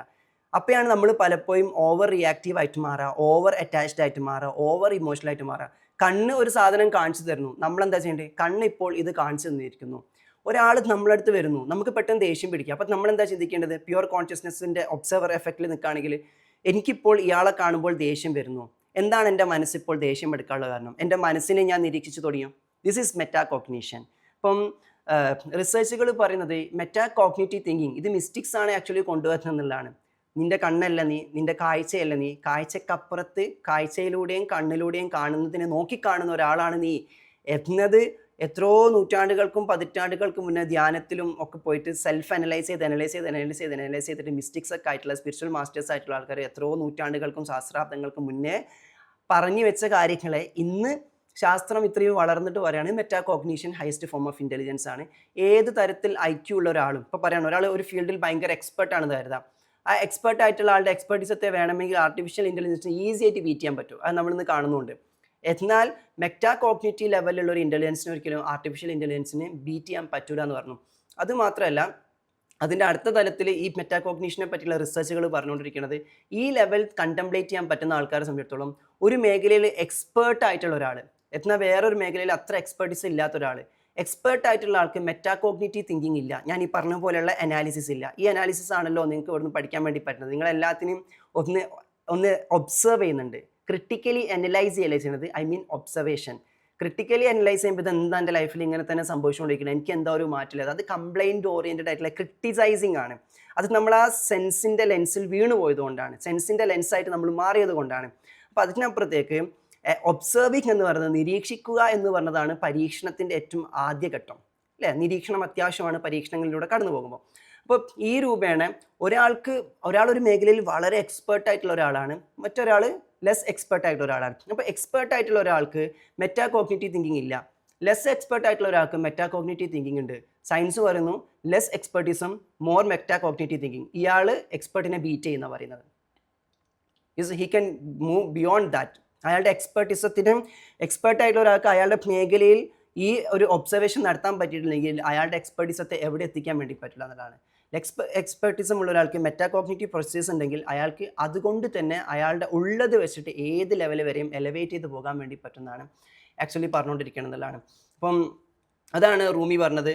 ഞാൻ പുസ്തകങ്ങളെ പഠിച്ചിട്ടുണ്ട്, നക്ഷത്രങ്ങളെ പഠിച്ചിട്ടുണ്ട്, പ്രകൃതിയെ പഠിച്ചിട്ടുണ്ട്, പരിസരത്തെ പഠിച്ചിട്ടുണ്ട്, എല്ലാത്തിനെയും പഠിച്ചിട്ടുണ്ട്. എപ്പോഴാണോ ഞാൻ എൻ്റെ ആത്മാവിനെ കേൾക്കാൻ വേണ്ടി തുടങ്ങിയത് അതുമുതൽ ഞാൻ പുസ്തകങ്ങളോട് ചോദിക്കുന്നത് നിർത്തി, നക്ഷത്രങ്ങളോട് ചോദിക്കുന്നത് നിർത്തി. എൻ്റെ ആത്മാവ് എൻ്റെ ഗുരുവായിട്ട് മാറി. മാത്രമല്ല എൻ്റെ സോള് തന്നെ എന്നെ വലിയൊരു സ്കോളറാക്കി എന്ന് പറഞ്ഞത്. Rumi was already a great scholar. ആ ഗ്രേറ്റ് സ്കോളർലി ലെവലിൽ നിൽക്കുന്ന റൂമി പറയാണ് എൻ്റെ സോള് തന്നെ എന്നെ വലിയൊരു സ്കോളറാക്കി മാറ്റി. അതെങ്ങനെ ആക്കി മാറ്റിയത്? ആ എല്ലാത്തിനും ഈ തലത്തിൽ ഒബ്സർവ് ചെയ്യുന്ന മെറ്റാകോഗ്നിറ്റീവ് ലെവലിൽ നിന്ന് നോക്കിയപ്പം എല്ലാത്തിൻ്റെയും പിറകിലുള്ള, നമുക്ക് പേഴ്സണലായിട്ട് എടുത്തു കഴിഞ്ഞാൽ ഓരോന്നിനും ഓരോരോ എക്സ്പ്ലനേഷൻ ആയിരിക്കും. ഫോർ എക്സാമ്പിൾ, നമ്മൾ ചില കാര്യങ്ങൾ നമ്മൾ പേഴ്സണലായിട്ട് അങ്ങ് എടുത്തു കഴിഞ്ഞാൽ ട്രൂത്ത് നമ്മൾ അറിയാൻ നമ്മൾ അനുവദിക്കില്ല എന്നുള്ള. എനിക്ക് ഏറ്റവും വേണ്ടപ്പെട്ട, എനിക്ക് പേഴ്സണലി ഭയങ്കര കണക്ഷനുള്ള എൻ്റെ ഫ്രണ്ടിന് ഒരു പ്രോബ്ലം വരുന്നു. ഞാൻ ആ പ്രോബ്ലം കേൾക്കുന്ന സമയത്ത് തീർച്ചയായിട്ടും എനിക്ക് ഈ പറയുന്ന മെറ്റാകോഗ്നിറ്റീവ് ലെവലിൽ ചിന്തിക്കാൻ പറ്റിക്കൊള്ളുന്നില്ല. അവൻ പറയുന്നതാണ് എൻ്റെ ശരി, അപ്പുറത്തെ ഒരാളെ പറ്റി അവൻ ഇങ്ങനെ പറഞ്ഞു, അപ്പോൾ അവൻ എൻ്റെ ഫ്രണ്ട് ആയതുകൊണ്ട് എൻ്റെ വേറൊരു സെൻസും വർക്ക് ചെയ്യില്ല. ബിക്കോസ് എൻ്റെ റെറ്റിക്കുലർ ആക്ടിവേറ്റിംഗ് സിസ്റ്റത്തിൽ ഫസ്റ്റ് ഫിൽട്ടർ ചെയ്യുക എൻ്റെ ഫ്രണ്ട് കഴിഞ്ഞിട്ടേ വേറെ എന്തെങ്കിലും ഉള്ളൂ എന്നതുകൊണ്ട് തന്നെ എൻ്റെ മെറ്റാകോഗ്നിഷൻ അവിടെ ഓൺ ആവില്ല. അപ്പോൾ ഞാൻ അവൻ പറഞ്ഞത് മാത്രം ശരി എന്നുള്ള രീതിയിലേക്ക്, ഇനി മറ്റുള്ളവരുടെ ഭാഗത്ത് ശരി ഉണ്ടെങ്കിൽ കൂടി അവർ പറയുമ്പോൾ ഞാൻ ഇവനെ ശരിയാക്കി മാത്രമേ കണ്ടുകൊണ്ടിരിക്കുകയുള്ളൂ. ബിക്കോസ് എൻ്റെ കോഗ്നിറ്റീവ് പ്രോസസ്സിൽ മെറ്റാകോഗ്നിഷൻ നടക്കുന്നില്ല, ഡിസ്അസോസിയേറ്റീവ് പ്രോസസ്സ് നടക്കുന്നില്ല, ഒബ്സർവ് ചെയ്യുന്ന മെത്തഡോളജി വർക്കൗട്ട് ആണില്ല. ബിക്കോസ് അത്രമാത്രം ഇയാൾ എനിക്ക് പേഴ്സണലി കണക്റ്റഡ് ആണ്. അപ്പോൾ അവിടെ ഒരിക്കലും ട്രൂ ആയിട്ടുള്ള സ്റ്റാൻഡ് നമുക്ക് ഒരിക്കലും എടുക്കാൻ വേണ്ടി പറ്റുന്നില്ല എന്നുള്ളതാണ്. അപ്പം നമ്മുടെ നീതിബോധം അവിടെ നഷ്ടപ്പെട്ടു പോകുക എന്നുള്ളതാണ്. ഞാൻ ഇന്നലെ ക്രമം തെറ്റി അറിവ് അക്രമമാണെന്ന് ഒരുപാട് പറഞ്ഞിട്ടുണ്ടായിരുന്നു. അപ്പോൾ പലപ്പോഴും ആളുകൾക്ക് വലിയ ട്രൂത്തുകൾ കൊടുക്കുമ്പോൾ ഞാൻ നേരിടുന്ന ഏറ്റവും വലിയൊരു ചലഞ്ച്, ഓൾറെഡി നമ്മളുടെ സെൻസുകളിലൂടെ കടന്നു വന്നിട്ടുള്ള പല മുന്നേ അറിഞ്ഞു വെച്ച പല അറിവുകളുണ്ട്. അത് തിരുത്തണമെന്ന് ഒരാൾക്കും താല്പര്യമില്ല. അതങ്ങനെ തന്നെ വെച്ചുകൊണ്ട് എനിക്ക് കൂടുതൽ അറിഞ്ഞാൽ മതി ചിന്തിക്കുമ്പം ട്രൂത്ത് അറിയാനല്ല ആളുകൾ കൂടുതൽ താല്പര്യപ്പെടുന്നത് എനിക്ക് തോന്നാറുണ്ട്. ഞാൻ ഈ യാത്രയിൽ എന്നെ വല്ലാണ്ട് വേദനിപ്പിക്കുന്ന ചില ഘട്ടങ്ങളുണ്ട്. വേദനിപ്പിക്കുന്ന ഘട്ടം എന്ന് പറഞ്ഞാൽ ആരെങ്കിലും എന്നെ വേദനിപ്പിക്കല്ല, വേദനിപ്പിക്കുന്ന ഏറ്റവും വലിയ ഘട്ടം എന്ന് പറഞ്ഞാൽ ചില മനുഷ്യരുണ്ട്, നമ്മളവരെ ചില ആൾക്കാരുണ്ട്, അവരിലേക്ക് അറിവ് എത്തുമ്പോൾ നമുക്കറിയാം അവർക്ക് ഇത് ഏറ്റവും ആവശ്യപ്പെട്ട അറിവാണ്, ഏറ്റവും അത്യാവശ്യമുള്ള അറിവാണ്. പക്ഷേ എങ്കിൽ കൂടി ഓൾറെഡി അവരിൽ നിറഞ്ഞിരിക്കുന്ന ചില ബോധങ്ങളുണ്ട്. അത് അങ്ങനെ തന്നെ വെച്ചുകൊണ്ട് എനിക്ക് കൂടുതൽ അറിഞ്ഞാൽ മതി എന്ന് ചിന്തിക്കുമ്പം അവർക്ക് അറിയലല്ല താല്പര്യം, ഓൾറെഡി നിറഞ്ഞത് തന്നെ ശരിയാണെന്ന് അറിഞ്ഞാൽ മതി, അങ്ങനെ കിട്ടിയാൽ മതി. അവർക്ക് ഒരിക്കലും വളരാൻ പറ്റില്ല. അത് ഫിക്സഡ് മൈൻഡ് സെറ്റ് എന്നുള്ളതാണ്. നമ്മൾ നോക്കിയേ, നമ്മുടെ ജീവിതത്തിലെ ഓരോ ഘട്ടത്തിലും ഞാൻ ഇന്നലെ പറയുന്നു, ലൈഫ് എപ്പോഴും ലേണിംഗ് ആൻഡ് അൺലേണിംഗ് ആണ്. ഓരോ ഘട്ടത്തിലെത്തുമ്പം അറിവുകൾക്ക് മോഡിഫിക്കേഷൻസ് ആവശ്യമുള്ള ചില അറിവുകളുണ്ട്, മോഡിഫിക്കേഷൻസ് ആവശ്യമില്ലാത്തതുകൊണ്ട്, മോഡിഫിക്കേഷൻസ് ആവശ്യമുള്ളതുകൊണ്ട്. അതാണ് റൂബിൻ പറഞ്ഞത്, അൺലേണിങ്ങും റീലേണിങ്ങും സൈമൾട്ടേനിയസ്ലി നടന്നുകൊണ്ടിരിക്കണം. ചില കാര്യങ്ങൾ റീലേൺ ചെയ്യുന്നു, അത് നമ്മൾ പഠിച്ചെത്തുന്നു, ഒരു ഫേസിലെത്തുമ്പോൾ അതിനെ അൺലേൺ ചെയ്തിട്ട് അടുത്ത ഫേസിലേക്ക് നമ്മൾ പോകേണ്ടി വരുന്നുള്ളതാണ്. ഉദാഹരണത്തിന് നമ്മൾ ഓരോ ടെറൈനിലൂടെ കടന്നു പോകുമ്പോൾ നമ്മളൊരു യാത്ര പോകാമെന്ന് വിചാരിക്കാം. അപ്പം ഒരു സീസൺ ഭയങ്കര വിൻ്റർ സീസണാണ്, ആ സമയത്ത് നമുക്ക് ചില വസ്ത്രങ്ങൾ ധരിക്കേണ്ടി വരും. അതുപോലെ ചില അറിവുകൾ ആ സമയത്ത് നമ്മളത് ധരിച്ച് തന്നെ പോകേണ്ടി വരും. ആ ധാരണയിലൂടെ തന്നെ നമ്മൾ കടന്നു പോകേണ്ടി വരും. അത് കഴിഞ്ഞിട്ട് ടെറൈൻ മാറിയിട്ട്, കാലാവസ്ഥ മാറിയിട്ട് നല്ല ഹോട്ടായിട്ടുള്ള കാലാവസ്ഥയിലേക്ക് നമ്മൾ കടക്കുന്ന സമയത്ത് നമുക്ക് വസ്ത്രം വീണ്ടും മാറേണ്ടി വരും എന്നുള്ളതാണ്. അപ്പോൾ എനിക്ക് ഈ വസ്ത്രം മാത്രം ധരിച്ചാൽ മതി എന്ന് ചിന്തിക്കുന്നിടത്താണ് തെറ്റായത് ധരിക്കുക എന്ന് പറയാം. തെറ്റ് ഉദ്ധരിക്കലും തെറ്റായത് ധരിക്കലുമാണ് തെറ്റിദ്ധാരണ എന്നതുകൊണ്ട് ഉദ്ദേശിക്കുന്നത്. ഇപ്പോൾ തെറ്റിദ്ധാരണ എന്ന് പറഞ്ഞാൽ തെറ്റായത് ധരിക്കലാണ്. തെറ്റായത് ധരിക്കുക എന്ന് പറഞ്ഞാൽ ധരിച്ചത് തെറ്റായത് കൊണ്ടല്ല, ധരിച്ചത് ഒരു ഘട്ടത്തിൽ ശരിയായിരിക്കും, പക്ഷേ വേറെ കാലാവസ്ഥയിലേക്ക് പോകുമ്പം ഇതായിരുന്നില്ല നിങ്ങൾ ധരിക്കേണ്ടിയിരുന്നത്, പക്ഷേ എന്നെ ഇതേ ധരിപ്പിച്ചിരിക്കുന്നുള്ളൂ, ഞാൻ ഇതിട്ടിട്ട് എല്ലായിടത്തേക്കും വരുള്ളൂ എന്ന് പറഞ്ഞാൽ നീൽ ആംസ്ട്രോങ്ങും സംഘവും കൽപ്പന ചൗളയും സുനിത വില്യംസ് ഒക്കെ സ്പേസിൽ പോകുമ്പോൾ ധരിച്ച സ്യൂട്ട്, ആ ധരിച്ച സ്യൂട്ട് ഇട്ടിട്ട് ഭൂമിയിലേക്ക് വന്നിട്ട് എനിക്കിതാ ധരിപ്പിച്ചത്, ഞാനിതിട്ടേ നടക്കുള്ളൂ എന്ന് പറഞ്ഞു കഴിഞ്ഞാൽ ടെറൈൻ വേറെയാണ്, കോണ്ടെക്സ്റ്റുകൾ വേറെയാണ്, വെതർ വേറെയാണ്, ക്ലൈമറ്റ് വേറെയാണ്, സീസൺ വേറെയാണ്. അപ്പോൾ ഓരോ സീസണിലും ഓരോ ക്ലൈമറ്റിലും അതിന് അനുയോജ്യമായിട്ടുള്ള വസ്ത്രം ധരിക്കുന്നത് പോലെ തന്നെ ധരിക്കേണ്ടതാണ് അറിവെന്ന് കൂടി നമ്മൾ മനസ്സിലാക്കണം. എല്ലാ അറിവുകളല്ല, ചില അറിവുകൾക്ക് വാലിഡിറ്റി ഉണ്ട്, ചില ഘട്ടം വരെ മാത്രമേ അതിന് നമ്മളെ സെർവ് ചെയ്യാൻ വേണ്ടി പറ്റുള്ളൂ എന്നുള്ളതാണ്. ഇത് മനസ്സിലാക്കാതെ കുഞ്ഞുനാളിൽ ധരിച്ചതെന്തോ അത് തന്നെ ധരിച്ചിട്ട്, ആറ്റത്തിൻ്റെ എക്സാമ്പിൾ പറഞ്ഞ പോലെ അത് തന്നെ ധരിച്ചിട്ട് ഇങ്ങനെ മാത്രം ആറ്റം പറഞ്ഞു തരാണെങ്കിൽ ഞാൻ നിങ്ങളെ ക്ലാസ്സിലിരിക്കുള്ളൂ മിസ്സേ എന്ന് പറഞ്ഞു കഴിഞ്ഞാൽ മിസ്സിന് എന്താ തോന്നുക, ഈ കുട്ടിക്ക് LKGയിൽ തന്നെ ഇരുന്നാൽ മതി എന്നുള്ളൊരു വാശിയാണ്. കൂടുതൽ പഠിക്കണം അല്ലെങ്കിൽ കൂടുതൽ ഇവോൾവ് ചെയ്യണം ഈ കുട്ടിക്ക് ഒരു താല്പര്യമില്ല. അത്തരം കുട്ടികളെ കാണുമ്പം ഒരുപാട് കൊടുക്കണമെന്ന് കൊതിക്കുന്ന ഒരു ടീച്ചർക്ക് ഉണ്ടാക്കുന്ന ഒരു മനോവേദന ഉണ്ടല്ലോ, ആ ഒരു വേദന എനിക്ക് പലപ്പോഴും ഫീൽ ചെയ്യാറുണ്ട്. അതെനിക്ക് തോന്നുന്നത് എനിക്ക് മാത്രമുള്ളൊരു വേദനയാണ്. പിന്നീട് ഞാനിങ്ങനെ കുറച്ച് ഹിസ്റ്റോറിക്കലി ഇങ്ങനെ പോയി നോക്കിയപ്പോൾ എനിക്ക് മനസ്സിലായി, ഈ പ്രൊഫറ്റിക് ലൈഫുമായിട്ട് കണക്ട് ചെയ്തിട്ട് പ്രൊഫറ്റിക് കോൺഷ്യസ്നെസ്സുമായിട്ട് ഡിസ്കസ് ചെയ്യുമ്പോൾ ആ ഡിസ്കഷനിൽ കാണാൻ പറ്റുന്നുണ്ട് പ്രവാചകർക്ക് ഉണ്ടായിരുന്നൊരു സ്ട്രെസ്സുകൾ എന്ന് പറഞ്ഞാൽ അങ്ങനത്തെ സ്ട്രെസ് അല്ല, ഉണ്ടായിരുന്ന സ്ട്രെസ്സുകളുടെ കൂട്ടത്തിൽ ഇങ്ങനൊരു സ്ട്രെസ്സ് ഞാൻ എവിടെ ഒരു എഴുതി വെച്ചതായിട്ട് കണ്ടു, ഇൻ്റലക്ച്വൽ സ്ട്രെസ്. ഇൻ്റലക്ച്വൽ സ്ട്രെസ് എന്ന് പറഞ്ഞാൽ വൈജ്ഞാനികമായിട്ടുള്ളൊരു സ്ട്രെസ്. ദാറ്റ് മീൻസ് വിജ്ഞാനം ഇങ്ങനെ ഡൗൺലോഡ് ചെയ്തുകൊണ്ടിരിക്കുകയാണ്, ഇൽഹാമിലൂടെ, ഇൻറ്റ്യൂഷനിലൂടെ ഒരുപാട് ദൈവഭേദത്തിൻ്റെ വചനങ്ങളും കാര്യങ്ങളും ഇങ്ങനെ ഡൗൺലോഡ് ചെയ്ത് വന്നുകൊണ്ടിരിക്കുകയാണ്, ആത്മജ്ഞാനം ആയതുകൊണ്ട് തന്നെ. അപ്പോൾ ഇത്തരം അറിവുകൾ ഇങ്ങനെ വരുമ്പോൾ ഇതിങ്ങനെ വന്നിട്ട് ആലോചിച്ചൊക്കെ മുന്നിലിരിക്കുന്നവർ അത്ര പോലും ലെവലിലെത്താത്ത കമ്പാനിയൻസ് ആണ്. അപ്പോൾ ഈ അറിവുകളൊക്കെ ഇങ്ങനെ പ്രോസസ്സ് ചെയ്തിട്ട് അത് മറ്റുള്ളവർക്ക് കൊടുക്കാൻ വേണ്ടിയിട്ടുണ്ടാകുന്ന ഒരു ചലഞ്ച് ഉണ്ട്. ഇതിങ്ങനെ പ്രോസസ്സ് ചെയ്തിട്ട്, ചലഞ്ച് മീൻസ് ഇത് പ്രോസസ്സ് ചെയ്യാനുള്ള ചലഞ്ച് അല്ല, ആ കിട്ടിയ ഡെപ്ത് അത്രയും വലിയ ജ്ഞാനമായിരിക്കും, അത്രത്തോളം കപ്പ് വലിപ്പമുണ്ടായിരിക്കുമല്ലോ മുന്നിലിരിക്കുന്ന ശിഷ്യഗണങ്ങൾക്ക്. അപ്പോൾ അവർക്ക് വേണ്ടിയിട്ട് അത് ആക്കിയെടുക്കാനും അവർക്ക് വേണ്ടി അത് നോട്ട് ചെയ്ത് വെക്കാനും ഉണ്ടാകുന്ന ഒരു ചലഞ്ച് ഉണ്ട്. ആ ചലഞ്ച് വിജ്ഞാനത്തോടുള്ള ദാഹം കൊണ്ടുള്ള ചലഞ്ചാണത്. ആ ഒരു സ്ട്രെസ് ഇൻ്റലക്ച്വൽ സ്ട്രെസ് എന്ന് പറയാറുണ്ട്. അപ്പം ഈ ഒരു സ്ട്രെസ്സ് പ്രവാചക തലത്തിൽ എവിടെയൊക്കെയോ ചർച്ച ചെയ്യേണ്ടതായിട്ട് കണ്ടിട്ടുണ്ട്. അപ്പോൾ ആ സ്ട്രെസ്സിനുള്ള പരിഹാരം എന്നോണമായിരുന്നു പോലും ഒരു ഒരു ഒരു ഒരു ലൈനിൽ പരത്തുന്ന സമയത്ത് പ്രവാചകർ ആയിഷ എന്ന് പറയുന്ന മഹദിയെ വിവാഹം ചെയ്യാനുള്ള പ്രധാന കാരണം അന്ന് അക്കാലത്ത് ഉണ്ടായിരുന്ന ചെറിയ പ്രായത്തിലായിരുന്നെങ്കിൽ കൂടി അന്നുണ്ടായിരുന്ന ഏറ്റവും വലിയ ഇൻ്റലക്ച്വൽസിൻ്റെ കൂട്ടത്തിലേക്ക് എണ്ണി പറയാൻ പറ്റുന്ന അത്രയും പക്വത ഉണ്ടായിരുന്ന, മനസ്സിന് അത്രമാത്രം വിസ്ഡം പ്രോസസ്സ് ചെയ്യാനുള്ള കാപ്പബിലിറ്റി ഉണ്ടായിരുന്ന ഒരാളെന്നുള്ള. ഇവിടെ വന്നപ്പോൾ നിങ്ങൾക്ക് ഏകദേശമൊക്കെ ഒരു ധാരണ ഉണ്ടായിരിക്കും, പ്രായമൊന്നല്ല വിസ്ഡം പ്രോസസ്സ് ചെയ്യാനുള്ള കേപ്പബിലിറ്റി എന്ന്, അതിൻ്റെ മാനം എന്നുള്ളത്. ചിലപ്പം വയസ്സ് 50 ആയാലും ചെറിയൊരു വിസ്ഡം പോലും നമുക്ക് അങ്ങോട്ട് പ്രോസസ്സ് ആവില്ല. എന്നാൽ ഇവിടുത്തെ പിള്ളേർ കളിക്കുന്നുണ്ടായിരിക്കും വലിയ വലിയ വിസ്ഡം വെച്ചിട്ട്. പക്ഷെ നമുക്കറിയാം age is just a number. ഇത് വെച്ചിട്ട് ഒന്ന് നിങ്ങൾ ഇൻ്റഗ്രേറ്റ് ചെയ്താൽ കാണാൻ പറ്റും വാട്ട് ഹാപ്പൻ ദർ. അപ്പോൾ ഇൻ്റലക്ച്വൽ സ്ട്രെസ്സ് എന്ന് പറയുന്നത് പ്രവാചകരുടെ കാലത്തും ആ ഇൻ്റലക്ച്വൽ സ്ട്രെസ്സിൽ എങ്ങനെ ഡെലിവർ ചെയ്ത് നോക്കുമ്പോൾ there was Aisha who has reported lots of prophetic codes, right. Why because എന്ന് വെച്ചാൽ ഏറ്റവും ചലഞ്ചിങ് ആയിട്ടുള്ള തസവുഫുമായി ബന്ധപ്പെട്ട ആത്മജ്ഞാനവുമായി ബന്ധപ്പെട്ട ഇതുപോലത്തെ മെറ്റാഫിസിക്കൽ ഇതുമായി ബന്ധപ്പെട്ട ഏറ്റവും കൂടുതൽ പ്രോഫറ്റിക് കോട്ടുകൾ പ്രോസസ്സ് ചെയ്തതും കളക്ട് ചെയ്തതും റിപ്പോർട്ട് ചെയ്തതും ഡെലിവറി ചെയ്തതും പ്രവാചകരുടെ ഭാര്യമാരുടെ കൂട്ടത്തിൽ ഏറ്റവും യങ്ങസ്റ്റ് ആയിട്ടുള്ള ആയിഷയായിരുന്നു. അതിലൂടെ തന്നെ എന്ത് മെസ്സേജാണ് ലോകത്തിന് കൊടുത്തത്? Age is just a number because even Aisha can do that in that young age. So age is just a number. അറിവിൻ്റെ തലത്തിൽ പ്രായമല്ല വിഷയം, നമ്മുടെ മാനസിക പ്രായമാണ്. ദാറ്റ് മീൻസ് മനസ്സ് എത്രത്തോളം വിശാലമാണ്, മെച്ചോർഡാണ് എന്നുള്ളതാണ്. എനിവേ, ഈ രൂപേണ പലപ്പോഴും പല ആളുകളുടെയും അവസ്ഥ എന്ന് പറഞ്ഞാൽ മെറ്റാ കോഗ്നിറ്റീവ് ലെവലിലേക്കുള്ള മസിൽസ് അവർക്കില്ല. ഗൈഡ് ടോക്കിനെ ഞാൻ നിരീക്ഷിച്ച് നോക്കിയപ്പോൾ 250 ഗൈഡ് ടോക്ക് കഴിഞ്ഞപ്പോൾ എനിക്ക് മനസ്സിലായി ഇവിടെ വന്ന ഒരുപാട് ആളുകൾക്ക് അവർ പോലും അറിയാണ്ട് മെറ്റാ കോഗ്നിറ്റീവ് സ്കില്ല് ഡെവലപ്പ് ചെയ്യുന്നുണ്ട്. നമ്മൾ പല സോഫ്റ്റ് സ്കില്ലുകളെ പറ്റിയും പറയും. അപ്പം നമ്മൾ ഈ സോഫ്റ്റ് സ്കില്ലിൽ കമ്മ്യൂണിക്കേഷൻ സ്കില്ല് ഓക്കെ നൈസ്, നമുക്കത് അറിയാവുന്നതായതുകൊണ്ട് കമ്മ്യൂണിക്കേഷൻ സ്കില്ല് കൂടാ, അതുപോലെ തന്നെ ഡെസിഷൻ മേക്കിംഗ് സ്കില്ല് കൂടാ, അങ്ങനെ തുടങ്ങി കുറേ ഉണ്ട്. ക്രൈസിസ് മാനേജ്മെൻറ്റ്, ഇങ്ങനത്തെ പല സ്കില്ലുകൾ ഇവിടെ വന്നിട്ട് നാച്ചുറലി പല ആൾക്കാർക്കും കൂടുന്നുണ്ടായിരിക്കും. പക്ഷെ നമുക്ക് അറിയാത്ത കുറേ സ്കില്ലുകളുണ്ട്. ഇതൊരു സ്കില്ലായിരുന്നു, ഇതൊരു ടാലൻ്റ് ആയിരുന്നു, ഇതൊരു കപ്പബിലിറ്റി ആയിരുന്നു, നമ്മൾ അറിയൂല. ഇങ്ങനൊരു സാധനം ഉണ്ട് എന്ന് പോലും അറിയില്ല. അതിൽ പ്രധാനപ്പെട്ട ഒരു സാധനമാണ് മെറ്റാ കോഗ്നിറ്റീവ് തിങ്കിങ് എന്ന് പറയുന്നത്. It's not a silly thing. അപ്പം അത്തരം ഒരു മസിൽ നിങ്ങൾക്ക് ഫ്രീ ആയിട്ട് ഇവിടെ വന്നിരുന്നിട്ട് മെറ്റാ കോഗ്നിറ്റീവ് ഡിസ്കഷൻസ് മാത്രം നടത്തി പോകുന്നത് കൊണ്ട് നിങ്ങൾക്ക് കിട്ടുന്നുണ്ടെങ്കിൽ എന്തിനത് നഷ്ടപ്പെടുത്തുന്നതാണ് ഞാൻ പല ആൾക്കാരോടും ചോദിക്കാറുള്ളത്. പക്ഷേ ഇങ്ങനൊരു സംഭവം ഉണ്ട്. നേരത്തെ റസീന മെൻഷൻ ചെയ്തു, റഡാറിൽ പെടാത്ത. ഓഫ് കോഴ്സ് നമ്മൾക്ക് അറിയാത്ത കുറേ കാര്യങ്ങൾ നമ്മൾ അറിയുന്നുണ്ട്.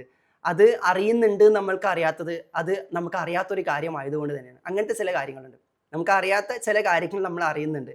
അപ്പോൾ അങ്ങനെ ഒരു അറിവുണ്ട് എന്ന് പോലും നമുക്കറിയില്ല, അങ്ങനെ ഒരു അറിവ് നമ്മളിൽ നിറയുന്നുണ്ടെന്ന് നമ്മളറിയില്ല. അങ്ങനത്തെ ചില അറിവുകളും ഈ ലോകത്തിലുണ്ട് എന്നുള്ള.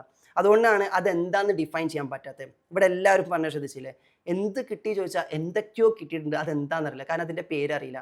ഭക്ഷണം എന്താണെന്ന് അറിയാത്ത കുട്ടിക്ക് നമ്മൾ ഭക്ഷണം കൊടുത്തിട്ട് വയറ് നിറഞ്ഞു കഴിഞ്ഞിട്ട് ആ കുട്ടീനോട് ചോദിക്കുകയാണ് എന്താ ഇപ്പം കിട്ടിയത്? എനിക്ക് എന്തൊക്കെയോ തന്നു, എനിക്ക് എന്തൊക്കെയോ സംഭവിച്ചു, എനിക്ക് ഇതിന് മുന്നേ എന്തോ ഒരു സാധനം ഉണ്ടായിരുന്നു, അപ്പം എൻ്റെ അമ്മ എന്തോ ഒന്നിൻ്റെ ഇങ്ങനെ കാക്കിയിട്ട് എന്നോട് ഇങ്ങനെ ചവയ്ക്കാനൊക്കെ പറയും, ഞാനതിങ്ങനെ ചെയ്തു, അത് കഴിഞ്ഞപ്പോൾ എനിക്ക് എന്തോ ഒന്ന് കിട്ടി, ഇത് സുഖമാണ്, വിശപ്പടങ്ങിയ സുഖമാണ്, കണ്ടൻമെൻ്റ് ആണ്, ഒന്നും അറിയില്ല, എന്തോ ഒന്ന്.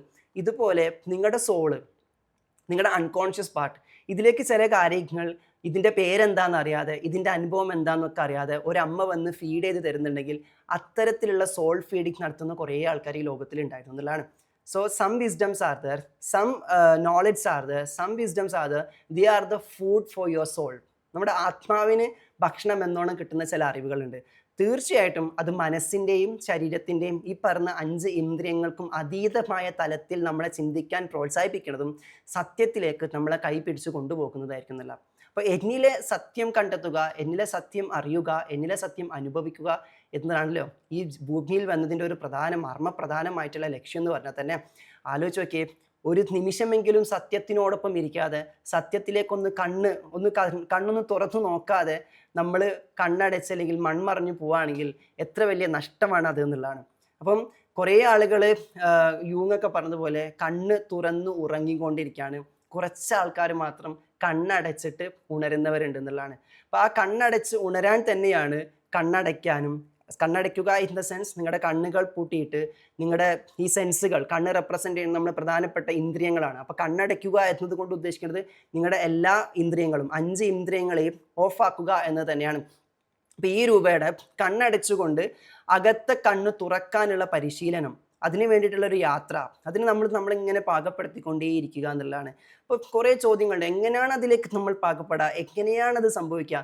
നോക്കേ, അത് കണ്ണുകൊണ്ടോ കാതുകൊണ്ടോ നമുക്ക് നോട്ടീസ് ചെയ്യാൻ പറ്റുന്ന കാര്യങ്ങളെ അല്ല, അനുഭവം കൊണ്ട് മാത്രം സാക്ഷ്യം വഹിക്കാൻ പറ്റുന്ന കാര്യങ്ങളാണ്. എന്നതുകൊണ്ട് ഇപ്പം ഗൈഡ് അതൊന്ന് പറഞ്ഞരോ എങ്ങനെയാണ് അത് ആക്കാന്നുള്ളത്. ഇപ്പോൾ നിങ്ങൾ അതിലാണെന്നുള്ള കാര്യം നിങ്ങൾ അറിയുന്നില്ല എന്നുള്ളതാണ്.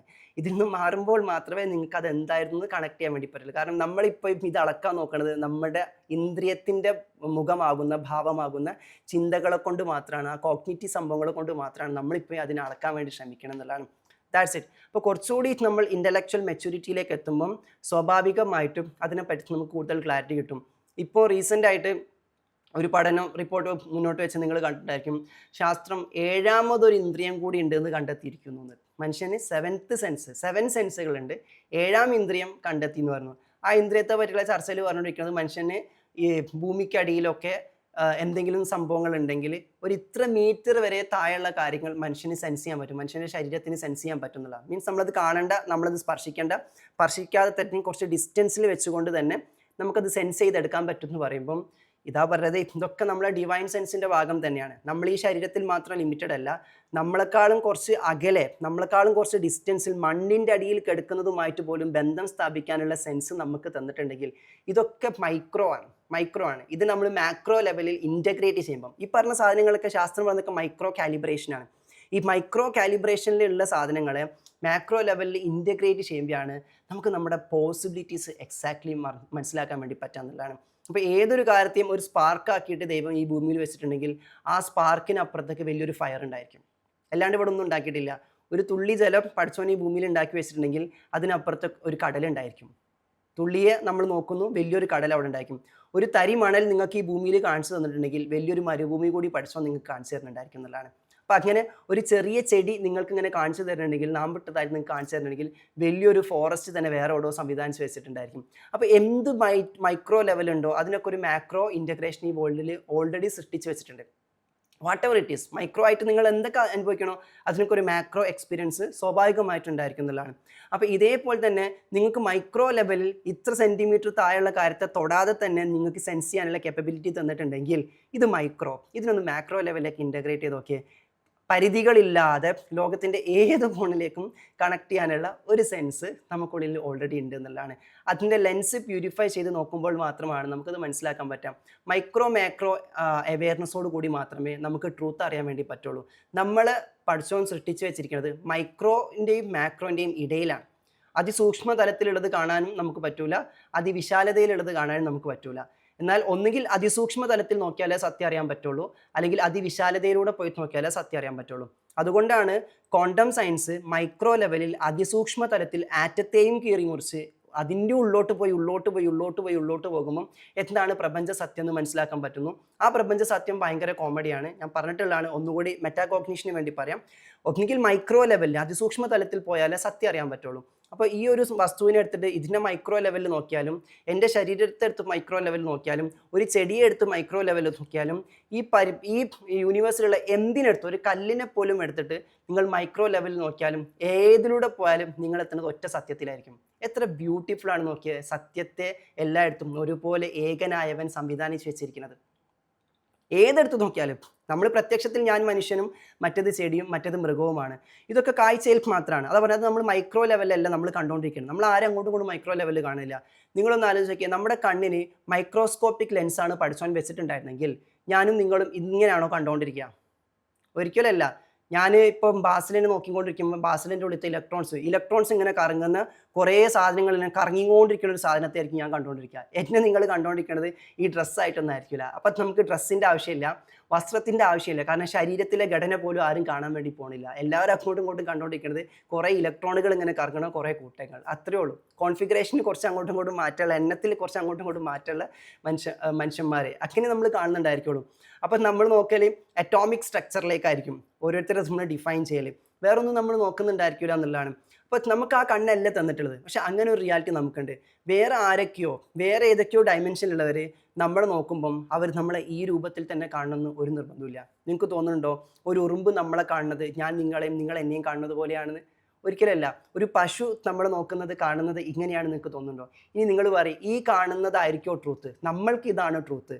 ഒരു പശു എന്നെ കണ്ടു എന്ന് പറഞ്ഞാൽ, ഒരു പൂച്ച എന്നെ കണ്ടു എന്ന് പറഞ്ഞാൽ, ഒരു എലി എന്നെ കണ്ടു എന്ന് പറഞ്ഞാൽ, ഒരു കാക്ക എന്നെ കണ്ടു എന്ന് പറഞ്ഞാൽ, ഇനി ഒരു ചെടിയും എന്നെ കാണുന്നുണ്ടായിരിക്കാം, എന്നെ സെൻസ് ചെയ്യുന്നുണ്ടായിരിക്കാം, അവരെന്നെ കണ്ടു എന്ന് പറഞ്ഞാൽ അവർക്ക് ഓരോരുത്തർക്കും എന്നെ ഓരോ രീതിയിലാണ് പഠിച്ചോൻ കാണിച്ചുകൊണ്ടിരിക്കണേ.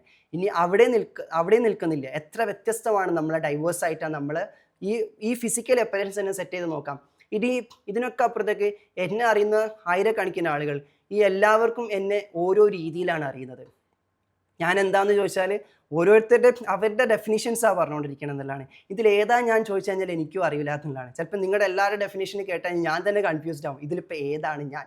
നേരത്തെ ആരോ പറഞ്ഞു, ഇവൻറ്റിൻ്റെ ഫസ്റ്റ് സെഷനിൽ ഒരു ഗൈഡ്, സെഷന് ശേഷം വേറൊരു ഗൈഡ്, ഉച്ചയ്ക്ക് ശേഷം വേറെ ഗൈഡ്, ഇതിൽ ഏതാ ഗൈഡ് ചോദിക്കുമ്പോൾ തന്നെ സത്യമായിട്ടും ഏതാണ് എന്ന കൺഫ്യൂഷനിലാണ് നമ്മൾ. ദാറ്റ് മീൻസ് നമുക്ക് തൗസൻഡ്സ് ഓഫ് വേർഷൻസ് ഇവിടെ എക്സിസ്റ്റ് ചെയ്തുകൊണ്ടിരിക്കുന്നുണ്ട്. അപ്പോൾ തൗസൻഡ്സ് ഓഫ് വേർഷൻസ് ഉണ്ടെങ്കിലും ഈ തൗസൻഡ്സ് ഓഫ് വേർഷൻസിൽ ഏതാണ് ട്രൂത്ത്? അതാണ് നിങ്ങൾ ഈ കാണുന്ന കണ്ണുകൊണ്ട് ഈ കാതുകൊണ്ട് ഈ മനസ്സുകൊണ്ട് ഗ്രഹിക്കുന്നതൊന്നുമല്ല സത്യം. അതിനൊക്കെ അപ്പുറത്തേക്ക് എല്ലാത്തിലെയും ഒന്നാകുന്ന സത്യത്തെ ഒരുമിപ്പിക്കുന്ന ഒരു പോയിന്റ് ഉണ്ട്, ആ യൂണിറ്റി പോയിന്റ് ഉണ്ട്. ആ യൂണിറ്റി പോയിന്റിലേക്ക് പോകണമെങ്കിൽ ഒരു വഴി മൈക്രോ കാലിബ്രേഷനാണ്, ക്വാണ്ടം അണ്ടർസ്റ്റാൻഡിങ് ആണ്, അതിസൂക്ഷ്മ തലത്തിലൂടെ പോകാന്നുള്ള. അപ്പോൾ നിങ്ങൾ എന്നെ എടുക്കുമ്പോൾ എന്നിലെ ഒരു കോശം എടുക്കാം, ഒരു കോശ കണം എടുക്കാം, ഇതാണ് എൻ്റെ ഏറ്റവും ബേസിക് യൂണിറ്റ്. ഇതിന് നിങ്ങൾ എടുക്കുകയാണെങ്കിൽ ഇതിലൊരു ആറ്റത്തിൻ്റെ കണം എടുക്കാം. എന്നിലെ ഒരു കോശത്തിൻ്റെ കഷ്ണം എടുത്ത് കഴിഞ്ഞാൽ കോശം കൊണ്ട് എൻ്റെ ശരീരം ഉണ്ടാക്കിയത്. അതേ സമയത്ത് ഞാൻ ഈ ഒരു മെറ്റീരിയൽ എടുത്താൽ, ജീവനില്ലാത്ത ഒരു മെറ്റീരിയൽ എടുത്താൽ, ഇതിൻ്റെ ഒരു കണം എന്ന് പറഞ്ഞാൽ ഇതിലൊരു ആറ്റമാണ്. ഇതിലൊരു ആറ്റത്തെ എടുത്തു, എന്നിലൊരു കഷ്ണത്തെ എടുത്തു, ഒരു കോശത്തെ എടുത്തു, ഇതിലൊരു ആറ്റത്തെ എടുത്തു. എന്നിൽ ഈ കോശത്തെ ഇനി ഞാൻ കീറി മുറിച്ച് കഴിഞ്ഞാൽ അതിൻ്റെ അകത്ത് ആയിരക്കണക്കിന് 10,000 ആറ്റങ്ങൾ ഉണ്ടായിരിക്കും. അതൊന്നും ഒരു ആറ്റത്തെ എടുത്തു, ഈ മെറ്റീരിയലിൽ നിന്ന് ഒരു ആറ്റത്തെ എടുത്തു. ഇത് രണ്ടും കൊണ്ടുവച്ച് കഴിഞ്ഞാൽ ഇത് എൻ്റെ ആറ്റമാണ്, ഇത് ഈ മെറ്റീരിയലിൻ്റെ ആറ്റമാണെന്ന് പറഞ്ഞാൽ അതിൽ രണ്ടിലും ഒരു വ്യത്യാസമില്ല. ഒന്ന് ജീവനുള്ളതിനടുത്ത ആറ്റമാണ്, മറ്റൊന്ന് ജീവനില്ലാത്തതിനടുത്തിട്ടുള്ള അണുവാണ്. ഇത് രണ്ടും എടുത്ത് നോക്കി കഴിഞ്ഞാൽ ഇതിലൊരു വ്യത്യാസമില്ല, ഒന്നായി മാറുന്നു. അപ്പോഴാണ് ഞാനും നീയും തമ്മിൽ ഇങ്ങനെ നോക്കുമ്പോൾ നീ ജീവനില്ലാത്ത, ഞാൻ ജീവനുള്ളതാണ്, എന്നാൽ ജീവനുള്ള എന്നിലും ജീവനില്ലാത്തതിൻ്റെ ബോധമുണ്ട് എന്നുള്ളതാണ്. ഇങ്ങനെ വെക്കുമ്പോൾ നമ്മൾ ഒന്നാകുന്നു. ഇതുപോലെ ഈ ലോകത്തിലുള്ള ഏത് വസ്തുവിനെയും നമുക്ക് അതിസൂക്ഷ്മ ലെവലിലേക്ക് നമ്മളിങ്ങനെ പോയി നോക്കി കഴിഞ്ഞാൽ അതിൻ്റെ അറ്റോമിക് ലെവലെത്തും. വീണ്ടും നമ്മൾ അതിൻ്റെ ഉള്ളോട്ട് ആ ആറ്റത്തെ എടുത്ത് കീറിയിട്ട് അതിൻ്റെ ഉള്ളോട്ട് നമ്മൾ പോയി നോക്കി കഴിഞ്ഞാൽ ഇതിനടുത്ത ആറ്റോ ഇതിനടുത്ത ആറ്റോ അതിൻ്റെ ഉള്ളിൽ പോയി നോക്കിയാൽ ഇതിൻ്റെ ഉള്ളിലും എനർജി ഉണ്ട്, ഇതിൻ്റെ ഉള്ളിലും എനർജി ഉണ്ട്. അപ്പോൾ നമ്മൾ മനസ്സിലാക്കുന്നത് ചലിക്കാതിരിക്കുന്ന, നിശ്ചലമായിട്ടിരിക്കുന്ന, ചത്തുപോയി എന്ന് പറയുന്നതിൻ്റെ അകത്ത് പോലും ചത്തതിനെ ജീവനിടിയിപ്പിക്കുന്നവൻ, മരണത്തിൽ നിന്നും വീണ്ടും പുനർജന്മം നൽകുന്നവൻ, മരിച്ചതിൻ്റെ അകത്തും ജീവനുള്ളതിൻ്റെ അകത്തും ഒക്കെ തന്നെ ഊർജ്ജത്തെ സംവിധാനിച്ചിട്ടുണ്ട്. അപ്പോൾ ശാസ്ത്രപരതും ഇവിടെയുള്ള എല്ലാം ഉണ്ടായി വന്നത് ഊർജ്ജത്തിൽ നിന്നുമാകുന്നു. ആ ഊർജ്ജം എന്ന തലത്തിലേക്ക് എത്തുമ്പോൾ നമ്മൾ ഈ പറഞ്ഞ പ്യുവർ കോൺഷ്യസ്നെസ് എന്ന് പറയുന്ന തലത്തിലേക്ക് എത്തണം എന്നുള്ളതാണ്. ഇത് മൈക്രോ ആണ്. ഓക്കെ, അതിസൂക്ഷ്മ തലത്തിലൂടെ പോയപ്പം വ്യത്യസ്തമായി കണ്ട് എല്ലാം ഒന്നാകുന്ന ഒരു പോയിന്റ്, എല്ലാം ഒന്നാകുന്ന ഒരു പോയിന്റ്. ആ ഒന്നിലേക്ക് എത്തിക്കുന്നതാണ് മെറ്റാ കോഗ്നിറ്റീവ് തിങ്കിങ് എന്ന് പറയുന്നത്. ഇത് മനസ്സിലാക്കുമ്പോൾ നമുക്കറിയാൻ പറ്റുക, ഞാൻ ഈ കണ്ടത് അവർ വേറെ ഞാൻ വേറെ, ഓക്കെ, എന്നാൽ അവരും ഞാനും വേറെ ആയിട്ടിരിക്കുമ്പോൾ തന്നെ ഞാനും അവരും ഒന്നാകുന്ന എന്തുണ്ട്? അങ്ങനെ ചിന്തിക്കുമ്പോഴാണ് നമുക്ക് ഓരോത്തിൻ്റെയും കാമ്പും കാതലും സ്പർശിക്കാൻ വേണ്ടി പറ്റാന്നുള്ളതാണ്. ഇനി ഇതിൽ നേരെ വിപരീതമായിട്ട് മൈക്രോ, അതാണ് സയൻസിൻ്റെ ഭാഗത്ത്. ഇതിനപ്പുറത്തേക്ക് മാക്രോ, ഏറ്റവും വിശാലമായ തലത്തിലേക്ക് നമ്മൾ പോയി നോക്കിക്കഴിഞ്ഞാൽ ഈ മൊത്തത്തിലുള്ള പ്രപഞ്ചം നമ്മളെടുക്കുകയാണ്. എൻ്റയർ കോസ്മോസ് നമ്മളെടുത്തു കഴിഞ്ഞാൽ ഈ എൻ്റയർ കോസ്മോസും ക്രിയേറ്റഡ് ആണ്. അപ്പം അതിൻ്റെ രഹസ്യം എന്താണെന്ന് അറിയണമെങ്കിൽ ഈ എൻ്റയർ കോസ്മോസ് ഉണ്ടാകുന്നതിന് മുന്നേ എന്തായിരുന്നു നമ്മൾ ചിന്തിക്കണം. ഇതൊക്കെ സൃഷ്ടിക്കുന്നതിന് മുന്നേ എന്തായിരുന്നു? ഇതൊക്കെ സൃഷ്ടിക്കപ്പെട്ടതാണ്, സംഭവിച്ചതാണ്. അത് സംഭവിക്കുന്നതിന് മുന്നേ എന്താണെന്ന് വെച്ചാൽ പറയും, അത് സംഭവിക്കുന്നതിന് മുന്നേ ശൂന്യതയായിരുന്നു. അപ്പോൾ ശൂന്യത എന്ന് പറഞ്ഞാൽ സ്പേസ് അല്ലെങ്കിൽ ശൂന്യത. ശൂന്യം എന്ന് പറഞ്ഞാലും ഒരു അവസ്ഥയാണ്. ശൂന്യത എന്ന് പറയുമ്പോഴും it has to be created. ശൂന്യം എന്നതും സൃഷ്ടിക്കപ്പെട്ടതാണ്. അപ്പോൾ ശൂന്യതയിലും അത് നിൽക്കുന്നില്ല. അതിനു മുമ്പേ എന്തായിരുന്നു എന്ന് നമ്മളിങ്ങനെ ചിന്തിച്ചു പോയി കഴിഞ്ഞാൽ നമുക്ക് മനസ്സിലാക്കാൻ പറ്റും, അതിനു മുമ്പേ ഇതൊക്കെ സൃഷ്ടിക്കാൻ കാരണമായതെന്തോ അതിന് നമുക്ക് പേര് വിളിക്കാൻ പറ്റൂല, അതിന് നമുക്ക് സ്പേസ് ഇടാൻ പറ്റൂല, അതിന് നമ്മൾ ഈ ഭൂമിയിൽ കണ്ട ഒരു കോൺസെപ്റ്റ് വെച്ചിട്ടും പറയാൻ പറ്റില്ല. ഭൂമിയിൽ കണ്ട എന്ത് വെച്ച് പറഞ്ഞാലും അതൊക്കെ സൃഷ്ടിച്ച സാധനങ്ങളെ ആവുള്ളൂ. അപ്പോൾ നമ്മളെ കോഗ്നിറ്റീവ് തിങ്കിങ് അവിടെ പോയിട്ട് സ്റ്റക്കാവും. പക്ഷേ ഇത്തരത്തിൽ ചിന്തിക്കുമ്പോൾ, ഇത്തരത്തിൽ അന്വേഷിക്കുമ്പോഴും നമ്മുടെ ചിന്തകൾ മുട്ടുന്നൊരിടമുണ്ട്, ചിന്തകൾ സ്റ്റക്കായി പോകുന്നൊരിടമുണ്ട്. അപ്പോൾ നമ്മൾ കോമൺ ആയിട്ടുള്ള തിങ്കിങ്ങും ഈ കോമൺ ആയിട്ടുള്ള കോഗ്നിറ്റീവ് പ്രോസസ്സുകളും സറണ്ടർ ചെയ്തിട്ട് ഇതിന് ഒരു അറ്റം കിട്ടൂല എന്ന് മനസ്സിലാക്കിയിട്ട് അതിനെ സറണ്ടർ ചെയ്തിട്ട് uncommon thinking of the heart, ഹൃദയത്തിൽ നിന്നുള്ള ചിന്തകളെ ഉണർത്തി തുടങ്ങാൻ അത് സഹായിക്കാന്നുള്ള. സിംപ്ലി മാക്രോ ലെവലിൽ പോയാലും മൈക്രോ ലെവലിൽ പോയാലും വൺനെസ്സിൻ്റെ ക്രിയേഷൻ്റെ സീക്രട്ടിലേക്കാണ് നമ്മൾ എത്തുന്നത്. അപ്പോൾ ക്വാണ്ടം ലെവലിൽ അതിസൂക്ഷ്മ തലത്തിൽ പഠനം നടത്തിയതിനു ശേഷം ശാസ്ത്രജ്ഞന്മാർ പറഞ്ഞത് എല്ലാ സൃഷ്ടികളും എല്ലാ മെറ്റീരിയലുകളും ഉണ്ടാകുന്നത് ഊർജ്ജത്തിൽ നിന്നാണ്. ദാറ്റ് മീൻസ് ഇവിടെ എനർജി ഉണ്ടെങ്കിൽ, ഈ ശൂന്യതയിൽ ഇവിടെ എനർജി ഉണ്ടെങ്കിൽ, ഇതിപ്പോൾ മെറ്റീരിയൽസ് ആണ്, ഇതല്ലാണ്ട് ഇവിടെ എനർജി ഉണ്ട്, ഇവിടെയുള്ള എനർജിയെ വേണ്ട വിധത്തിൽ കൈകാര്യം ചെയ്യാൻ പറ്റുകയാണെങ്കിൽ ഈ ശൂന്യതയിൽ നിന്ന് നമുക്ക് എന്തുണ്ടാക്കിയെടുക്കാം. ഇതിനർത്ഥം മറ്റേ ശൂന്യത എന്ന് മറ്റേ പരിപാടിയല്ല. I mean the concept of creation is like everything is created from nothingness. Everything is first created in the energy. അപ്പോൾ എനർജി ലെവലിൽ നോക്കിക്കഴിഞ്ഞാൽ ഇതും ഒക്കെ ഒരു എനർജിയിൽ നിന്ന് തന്നെയാണ്. അതിൻ്റെ ഡിഫറെൻറ്റ് ഫോമുകളാണ്, ഡിഫറെൻറ്റ് ഓറിയൻറ്റേഷൻസ് ആണ് എല്ലാമായിട്ട് മാറുന്നത്. അപ്പോൾ എല്ലാത്തിൻ്റെയും ക്രിയേഷൻ സംഭവിക്കുന്നത് നത്തിങ്നെസ്സിൽ നിന്നും ഊർജ്ജ തലത്തിൽ നിന്നുമാണ് എന്ന് പറയുമ്പം നമ്മൾ പറയാറില്ല, ഒരു കാര്യം ചിന്തിക്കുമ്പോൾ പോലും ചിന്തയും ഒരു ക്രിയേഷനാണ്, ഒരു സൃഷ്ടിയാണ്. ചിന്ത ഒരു സൃഷ്ടിയാണെങ്കിൽ ചിന്തയും എവിടുന്നാണ് സൃഷ്ടിക്കപ്പെടുന്നത്? ഊർജ്ജത്തിൽ നിന്നുമാണ്, ശൂന്യതയിൽ നിന്നുമാണ്, നത്തിങ്നെസ്സിൽ നിന്നാണ്. നമുക്കുള്ളൊരു നത്തിങ്നെസ് സ്പോട്ട് ഉണ്ട്. ചിന്തകളൊന്നും ഇല്ലാത്തൊരു കേന്ദ്രമുണ്ട്, അവിടുന്ന് ആ ചിന്തകൾ ഉണ്ടാവുന്നത്. ആ കേന്ദ്രമാണ് നമ്മൾ ഈ പറഞ്ഞ പ്യുവർ കോൺഷ്യസ്നെസ്. ആ കേന്ദ്രം ഇങ്ങനെ വിറ്റ്നസ് ചെയ്തുകൊണ്ടിരിക്കുകയാണ്. എന്താണോ അവിടേക്ക് ഇൻഫർമേഷൻസ് അങ്ങോട്ടും ഇങ്ങോട്ടായിട്ട് ട്രാഫിക് ചെയ്തുകൊണ്ടിരിക്കുന്നത്, അതിനനുസരിച്ചിട്ട് അതിങ്ങനെ ക്രിയേറ്റ് ചെയ്യപ്പെട്ടുകൊണ്ടിരിക്കുക എന്നുള്ളതാണ്. അപ്പോൾ ഇപ്പോഴത്തെ നമ്മളെ ബാധിച്ചുകൊണ്ടിരിക്കുന്ന, നമ്മളെ ഇഫക്റ്റ് ചെയ്തുകൊണ്ടിരിക്കുന്ന എല്ലാ കാര്യങ്ങളിൽ നിന്നും നമ്മൾ മാറിയിരുന്നിട്ട് അത് നമ്മൾ ബാധിക്കാത്ത അവസ്ഥയിലേക്ക് പോയിട്ട് ഇതിനൊക്കെ ഒബ്സർവ് ചെയ്യുന്ന ഒരാളായിട്ട്, ഒരു ഒബ്സർവറെ പോലെ നമുക്ക് ഇരിക്കാൻ പറ്റുന്ന ഘട്ടത്തിലെത്തുമ്പോൾ മാത്രമാണ് നോക്കിക്കൊണ്ട്, അതിലേക്ക് നോക്കിക്കൊണ്ട്, ആ ഒബ്സർവർ നോക്കും പോലെ നോക്കിക്കൊണ്ട്, ഡിവൈൻ ലെൻസിലൂടെ നോക്കാൻ തരും, അതുപോലെ നോക്കിക്കൊണ്ട് നമുക്ക് അതിൻ്റെ ഓറിയൻറ്റേഷൻ മാറ്റാൻ പറ്റുക. അത്തരത്തിലൊരു നോട്ടം സംഭവിക്കുമ്പോഴാണ് ശരിക്കുള്ള വിഷ്വലൈസേഷൻ നടക്കുന്നത്. നമ്മളിങ്ങനെ വിഷ്വലൈസേഷൻ പല രീതിയിൽ ചെയ്യും, പക്ഷെ നിങ്ങൾക്കുള്ളിലിരിക്കുന്ന ഒബ്സർവർ അതിനെ നോക്കിയിട്ട് മാറ്റുകയാണെങ്കിൽ നിങ്ങൾ ഏത് മോഡിലാണ് അതിലേക്ക് നോക്കുക? നിങ്ങളുടെ ലൈഫിൽ ഇപ്പോൾ കുറേ കാര്യങ്ങൾ നടന്നുകൊണ്ടിരിക്കുകയാണ്. പല ആൾക്കാരുടെയും വിഷ്വലൈസേഷൻ്റെ പ്രൊസീജിയേഴ്സ് വരുന്ന സമയത്ത് അവർക്ക് ഓൾറെഡി ഇപ്പോൾ സംഭവിച്ചുകൊണ്ടിരിക്കുന്ന കാര്യങ്ങളുടെ സെൻസിലാകെ മുങ്ങിയിട്ട് പുതിയതൊന്ന് ചിന്തിക്കാൻ പോലും പറ്റാത്ത അവസ്ഥ. ഇനി വേറെ ചില ആൾക്കാർ പുതിയ കാര്യങ്ങൾ ചിന്തിച്ച് വിഷ്വലൈസ് ചെയ്ത് ഡെവലപ്പ് ചെയ്ത് കൊണ്ടുവരുമ്പോൾ തന്നെ ആ കൊണ്ടുവരുന്ന കാര്യത്തിൽ നമ്മൾ ഈ ഹെഡ് ഓറിയൻറ്റഡ് ആയിട്ട് നടക്കുന്ന കുറേ ചിന്തകൾ വെച്ചിട്ട് ഇങ്ങനെ വർക്ക് ചെയ്യണതിനപ്പുറത്തേക്ക് അതിൻ്റെ ഉള്ളിൽ നിൽക്കുന്ന ഒരു ഒബ്സർവർ ഉണ്ട്. ആ ഒബ്സർവറുടെ റോളിലേക്കെങ്കിലും വന്നിട്ട് കാര്യങ്ങൾ ഈ നോക്കുമർമ്മം എന്നൊക്കെ പറഞ്ഞതുപോലെ നോക്കിയിട്ട് where the focus goes there the energy flows എന്ന് പറഞ്ഞതുപോലെ എങ്ങനെയാകണം എന്നത് ആ ഒബ്സർവറുടെ ഡയമെൻഷനോടുകൂടി നോക്കുക എന്നുള്ളതാണ്. നിങ്ങളുടെ ഒരു കാര്യം ഇങ്ങനെ ഒരു ഊർജ്ജത്തിൽ നിന്നും അങ്ങനെ സംഭവിക്കട്ടെ, ബി ആൻഡ് ഇറ്റ് ഈസ് എന്ന് സൃഷ്ടാവ് പറയുമ്പം ആ ഒരൊറ്റ നോട്ടം കൊണ്ട്, ആ ഒരൊറ്റ ഒബ്സർവിങ് ഒരു കണക്ഷൻ കൊണ്ട് മാത്രം അത് നിങ്ങൾക്ക് വേണ്ട രീതിയിലേക്ക് ഓറിയൻറ്റ് ചെയ്ത് കിട്ടുന്നുണ്ടെങ്കിൽ അതുപോലത്തെ ഒരു നോട്ടം നിങ്ങളുടെ ലൈഫിലെ, നിങ്ങളുടെ ചിന്തകളിലെ, നിങ്ങളുടെ മൈൻഡിലെ ഓരോ പെർസ്പെക്റ്റീവ്സിലേക്ക് നിങ്ങൾക്ക് നോക്കാൻ പറ്റുകയാണെങ്കിൽ അവിടെയാണ് ഈ പറയുന്ന മെറ്റാകോഗ്നിറ്റീവ് പ്രോസസ്സുകളെ വേണ്ട വിധം യൂട്ടിലൈസ് ചെയ്തിട്ട് നമ്മുടെ ഇമേജുകളെ നമുക്ക് റീഓറിയൻറ്റ് ചെയ്യാൻ പറ്റാം. ഇന്നലെ ഞാൻ ഇവൻറ്റിൽ ഇമേജ് പറഞ്ഞു, അപ്പോൾ പല ആൾക്കാരും ചോദിച്ചാൽ എങ്ങനെയാണ് ഇമേജ് മാറ്റുക? ഞാൻ പലപ്പോഴും എൻ്റെ മെൻറ്ററിങ്ങിൽ അവിടെ ഇവിടെയൊക്കെ പറയാറുണ്ട് എങ്ങനെയാണ് ഇമേജസ് ചേഞ്ച് ചെയ്യുക. അത് ഏറ്റവും ബേസിക് ആയിട്ടുള്ള കാര്യം, അതിന് ഓപ്പോസിറ്റ് ആയിട്ടുള്ള വിഷ്വലൈസേഷൻ, പുതിയ ഇമേജ് കോൺഷ്യസ്നെസ്സിൽ വന്നിട്ട് അതിനെ ഡെവലപ്പ് ചെയ്യുക എന്നുള്ള മാനിഫെസ്റ്റേഷൻ കോഡിൽ ഞാൻ പലപ്പോഴും പഠിപ്പിക്കാറുണ്ട്. അപ്പം അതിൻ്റെ കുറച്ചുകൂടി ഡീപ്പർ വേർഷനായിട്ട് നമ്മൾ പറയുകയാണെങ്കിൽ എങ്ങനെ ആ ഇമേജ് നമുക്കിപ്പോഴുള്ള സെൽഫ് ഇമേജുകളെ റീബിൽഡ് ചെയ്യാമെന്ന് ചോദിച്ചു കഴിഞ്ഞാൽ ആ ഒബ്സർവർ അവെയർനെസ്സിൽ പോയിരുന്നിട്ട് ആ ഒബ്സർവർ നോക്കുമ്പോൾ, ലൈഫിനെ നോക്കുമ്പം ഒരു ഫീലിങ്സോ ഒരു ഇമോഷനോ ജസ്റ്റ് ഒബ്സർവിങ് മാത്രമേ ഉള്ളൂ, നോക്കിയിട്ട് ആ ഒബ്സർവറെ കണ്ണോട് കൂടിയിട്ട് നമ്മൾ എന്ത് ചെയ്യുന്നു, പുതിയ ഇമേജുകൾ, പുതിയ സ്റ്റോറികൾ, പുതിയ കാര്യങ്ങൾ നമ്മളവിടെ ക്രിയേറ്റ് ചെയ്ത് കൊടുക്കുക. അവിടെ ഈ ഇമോഷൻസിൻ്റെ ഒരു ഇൻഫ്ലുവൻസും ഉണ്ടായിരിക്കില്ല. ഇത് ഞാനുമായിട്ട് ഒരു ബന്ധമില്ലാത്ത പോലെയാണ്. ദാറ്റ് മീൻസ് എന്തോ സംഭവിക്കുന്നു, അത് അവിടെ ഇങ്ങനെ നടന്നുകൊണ്ടിരിക്കുന്നു, ഒരു ഗെയിം ഇങ്ങനെ നടന്നുകൊണ്ടിരിക്കുകയാണ്. ആ ഗെയിം നോക്കിക്കാണുന്ന ഒരാളെ പോലെ നോക്കിയിട്ട് നമ്മുടെ വിഷയങ്ങളിലേക്ക് നോക്കിയിട്ട് അവിടെ നമുക്ക് എഡിറ്റിങ്സും കറക്ഷൻസും വരുത്തിയിട്ട് പുതിയ കാര്യങ്ങളെ സെറ്റ് ചെയ്ത് കൊടുക്കുകയാണെങ്കിൽ നിങ്ങൾക്കുള്ളിലെ പ്യുവർ കോൺഷ്യസ്നെസ്സിനെയാണ് നിങ്ങൾ ആക്ച്വലി പുതിയ ഇമേജ് ബിൽഡ് ചെയ്യാനും പുതിയ സിസ്റ്റം ഡെവലപ്പ് ചെയ്യാനും പുതിയ കോൺഷ്യസ്നെസ് ഡെവലപ്പ് ചെയ്യാനും വേണ്ടി നിങ്ങൾ യൂട്ടിലൈസ് ചെയ്തുകൊണ്ടിരിക്കുന്നതാണ്. അപ്പോൾ ആ ക്വസ്റ്റ്യൻ ഇന്നലെ ചോദിച്ചുകൊണ്ട് അതുകൂടി ആഡ് ചെയ്തൊന്ന് പറഞ്ഞതാണ്, how you can rebuild spiritual intelligence പ്രകാരം, സ്പിരിച്വൽ ഇൻ്റലിജൻസിൻ്റെ ഇൻ്റഗ്രേഷനോട് കൂടിയിട്ട് എങ്ങനെ നിങ്ങൾക്ക് സെൽഫ് ഇമേജുകളിൽ മാറ്റം വരുത്താം. അപ്പോൾ ആദ്യം എടുക്കേണ്ടത് എന്താണ് നിങ്ങളുടെ പ്യുവർ കോൺഷ്യസ്നെസ്. നിങ്ങളിൽ അത്ര ഒരു മനസ്സാക്ഷി എന്ന് പറഞ്ഞൊരു തലമുണ്ട്, എല്ലാം സാക്ഷിയാകുന്ന, എല്ലാം നോക്കി നിൽക്കുന്ന ആ ആളുടെ ബോധത്തിൽ, ആ ആളുടെ സ്പേസിലാണ് ഞാനും ചിന്തിക്കാം. നമ്മൾ അറിയുന്നില്ല നമ്മുടെ ലൈഫിലെ ഓരോ കാര്യങ്ങളും നമ്മൾ ഡീൽ ചെയ്യുമ്പോഴും ഓരോ നിമിഷത്തിലും നമ്മളിങ്ങനെ വേർഷൻസ് മാറുന്നുണ്ട്. ചില സമയത്ത് ചില ആൾക്കാർ നമ്മൾ കേൾക്കുമ്പോൾ കുറച്ച് സമയത്തേക്ക് നമ്മൾ അവരായി മാറിയിട്ടുണ്ടായിരിക്കും, മിറർ ചെയ്തിട്ട്. ഞാൻ അവനെങ്ങനെ കേട്ട് തുടങ്ങിയായിരിക്കും, കുറച്ച് കഴിഞ്ഞപ്പോഴേക്ക് അവൻ പറയുന്ന കാര്യങ്ങളിലെ കഥാപാത്രം അവനായിട്ട് ഞാൻ മാറിയിട്ട് ഇങ്ങനെ ചിന്തിച്ച് പോയിട്ടുണ്ടായിരിക്കും. അപ്പം എൻ്റെ സെൻസ് എവിടെയാണ് കിടക്കുന്നത്, അവൻ്റെ സെൻസിലാണ് കിടക്കുന്നത്, നമ്മൾ അറിയുന്നില്ല. ചില സമയത്ത് ചില ആൾക്കാർ പറയുമ്പോൾ അവർ പറഞ്ഞു അവരുടെ കാര്യത്തെ നമ്മുടെ ആംഗിളിൽ നിന്നിട്ട് നമ്മൾ നോക്കിക്കാണാൻ, അത്രേ ഉള്ളൂ. അവരായി നമ്മൾ മാറിയിട്ടില്ല. അതായത് ചില സമയത്ത് ചിലർ നമ്മൾ കേൾക്കുമ്പോൾ എനിക്കതെല്ലാം കൂടി കേട്ടിട്ട് ആകെ തളർന്നു പോയി. കാരണം അവരിങ്ങനെ അവിടെ പെയിൻ ഉണ്ട് ഇവിടെ പെയിൻ ഉണ്ട് പറയുമ്പോൾ നമ്മളും അവരായിട്ട് ഇങ്ങനെ ഫീൽ ചെയ്ത് നോക്കുമ്പോൾ നമുക്ക് എവിടെയൊക്കെ പെയിൻ വരുന്ന പോലെ ഫീൽ ചെയ്യുന്നു. ബിക്കോസ് കുറച്ച് സമയത്തേക്ക് നമ്മൾ അവരായിട്ട് മിറേഡ് ആയി എന്നുള്ളതാണ്.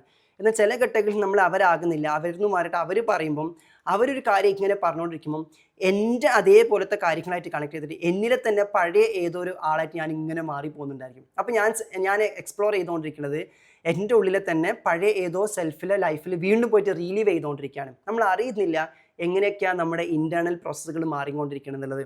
എന്നാൽ ചില സമയത്ത് നമുക്ക് സംഭവിക്കുന്നത് ഈ പറഞ്ഞ പോലെ തന്നെ നമ്മളുടെ ലൈഫുകളിൽ നിന്ന് തന്നെ നമ്മളൊന്ന് മാറിയിരുന്നു. അതാണ് പലപ്പോഴും എന്തെങ്കിലും പ്രശ്നങ്ങൾ ഉണ്ടാകുമ്പോൾ ഒന്ന് മാറിയിരുന്ന് ചിന്തിക്കുക എന്ന് പറഞ്ഞാൽ നമ്മൾ ഒരു സ്ഥലത്തൊന്നും മാറിയിരിക്കല്ലോ. ആക്ച്വലി നമ്മൾ ഉദ്ദേശിക്കുന്നത് ആ വിഷയത്തെ മൊത്തം ഒരു സൈഡിലേക്ക് മാറ്റി വെച്ചിട്ട് ഒന്ന് മാറിയിരുന്ന് നോക്കിക്കാണുന്ന ഒരവസ്ഥ, ഡിസസോസിയേറ്റീവ്.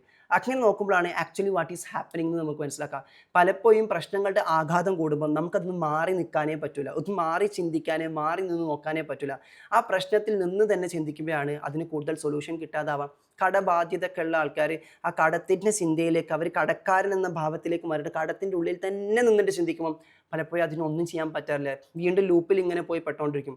അപ്പോൾ ഒരു നിമിഷമെങ്കിൽ നമ്മൾ അതൊന്നും മാറിയിട്ട് ആ കടം എന്ന അവസ്ഥയിൽ നിന്നും മാറി നിന്നിട്ട് നോക്കുമ്പോഴായിരിക്കും എവിടെയെങ്കിലൊക്കെ നമുക്ക് ലൂപ്പ് ഹോൾസ് എന്തെങ്കിലും കിട്ടാന്നുള്ളതാണ്. സോ ദാറ്റ് ഈസ് ഡിസ്അസോസിയേറ്റീവ് തിങ്കിങ് എന്നുള്ളതാണ്. ഒരാളുടെ മെൻ്റൽ ഫ്രെയിം മാറ്റുന്നതിലും റീഫ്രെയിം ചെയ്യുന്നതിലും അതുപോലെ തന്നെ മെൻ്റൽ ഇമേജറീസിൽ മാറ്റം വരുത്തുന്നതിലും ഈ കോഗ്നിറ്റീവ് പ്രോസസ്സുകൾ മൊത്തത്തിൽ മാറ്റി കൊണ്ടുവരുന്നതിലേക്കും ഏറ്റവും പ്രധാനപ്പെട്ട ഒരു ഘടകമാണ് ഇമേജും വിഷ്വലൈസേഷനും. അതിൽ ഇമേജിൻ്റെ പാർട്ട് ഞാൻ ഇന്നലെ പറഞ്ഞു, വിഷ്വലൈസേഷൻ നമ്മളെ പ്രോഗ്രാമൊക്കെ ചെയ്തുകൊണ്ട് നിങ്ങൾക്കറിയാം. പക്ഷെ പലപ്പോഴും ഈ വിഷ്വലൈസേഷനൊക്കെ പഠിക്കുമ്പോൾ ഏറ്റവും വലിയ ചലഞ്ച് എന്ന് പറഞ്ഞാൽ, ഞാൻ പറഞ്ഞല്ലോ ഓൾറെഡി നമ്മൾ ഈ മാർക്കറ്റിൽ ഇങ്ങനെ കേട്ടുകൊണ്ടിരിക്കുന്ന കുറേ വിഷ്വലൈസേഷൻസ് ഉണ്ട്.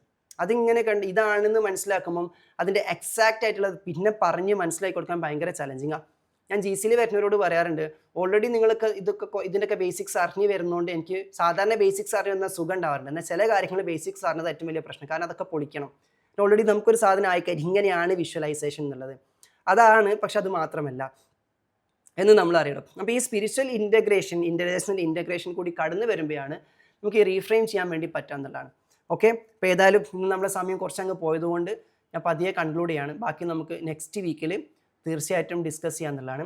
അപ്പോൾ ഇതിലൊന്ന് കണ്ടംപ്ലേറ്റ് ചെയ്യാൻ വേണ്ടി ശ്രമിക്കുക. മെറ്റാ കോഗ്നിഷൻ കണ്ടംപ്ലേറ്റ് ചെയ്യാനൊന്നുമില്ല, നിങ്ങൾ ഈ സമയം ഇത്രയും സമയം ഇവിടെ ഫുൾ മൈൻഡോട് കൂടി ഇരുന്നിട്ടുണ്ടെങ്കിൽ already it was meta cognitive level. ഇത്രയും സങ്കീർണമായിട്ടുള്ള വിഷയങ്ങളൊക്കെ ഞാൻ പറഞ്ഞു പോയിട്ടും എൻ്റെ റിതത്തിനൊപ്പം നിങ്ങൾക്ക് ഫോളോ ചെയ്യാൻ പറ്റുന്നുണ്ടെങ്കിൽ യു ആർ ഓൾറെഡി ദർ എന്നുള്ളതാണ്.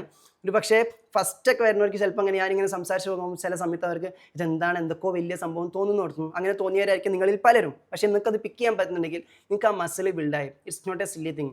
ജീവിതത്തിൽ കിട്ടാവുന്നതിൽ വെച്ചിട്ട് ഏറ്റവും വലിയ ഒരു ഇൻ്റലിജൻസ് ഇൻസ്റ്റലേഷനാണത്.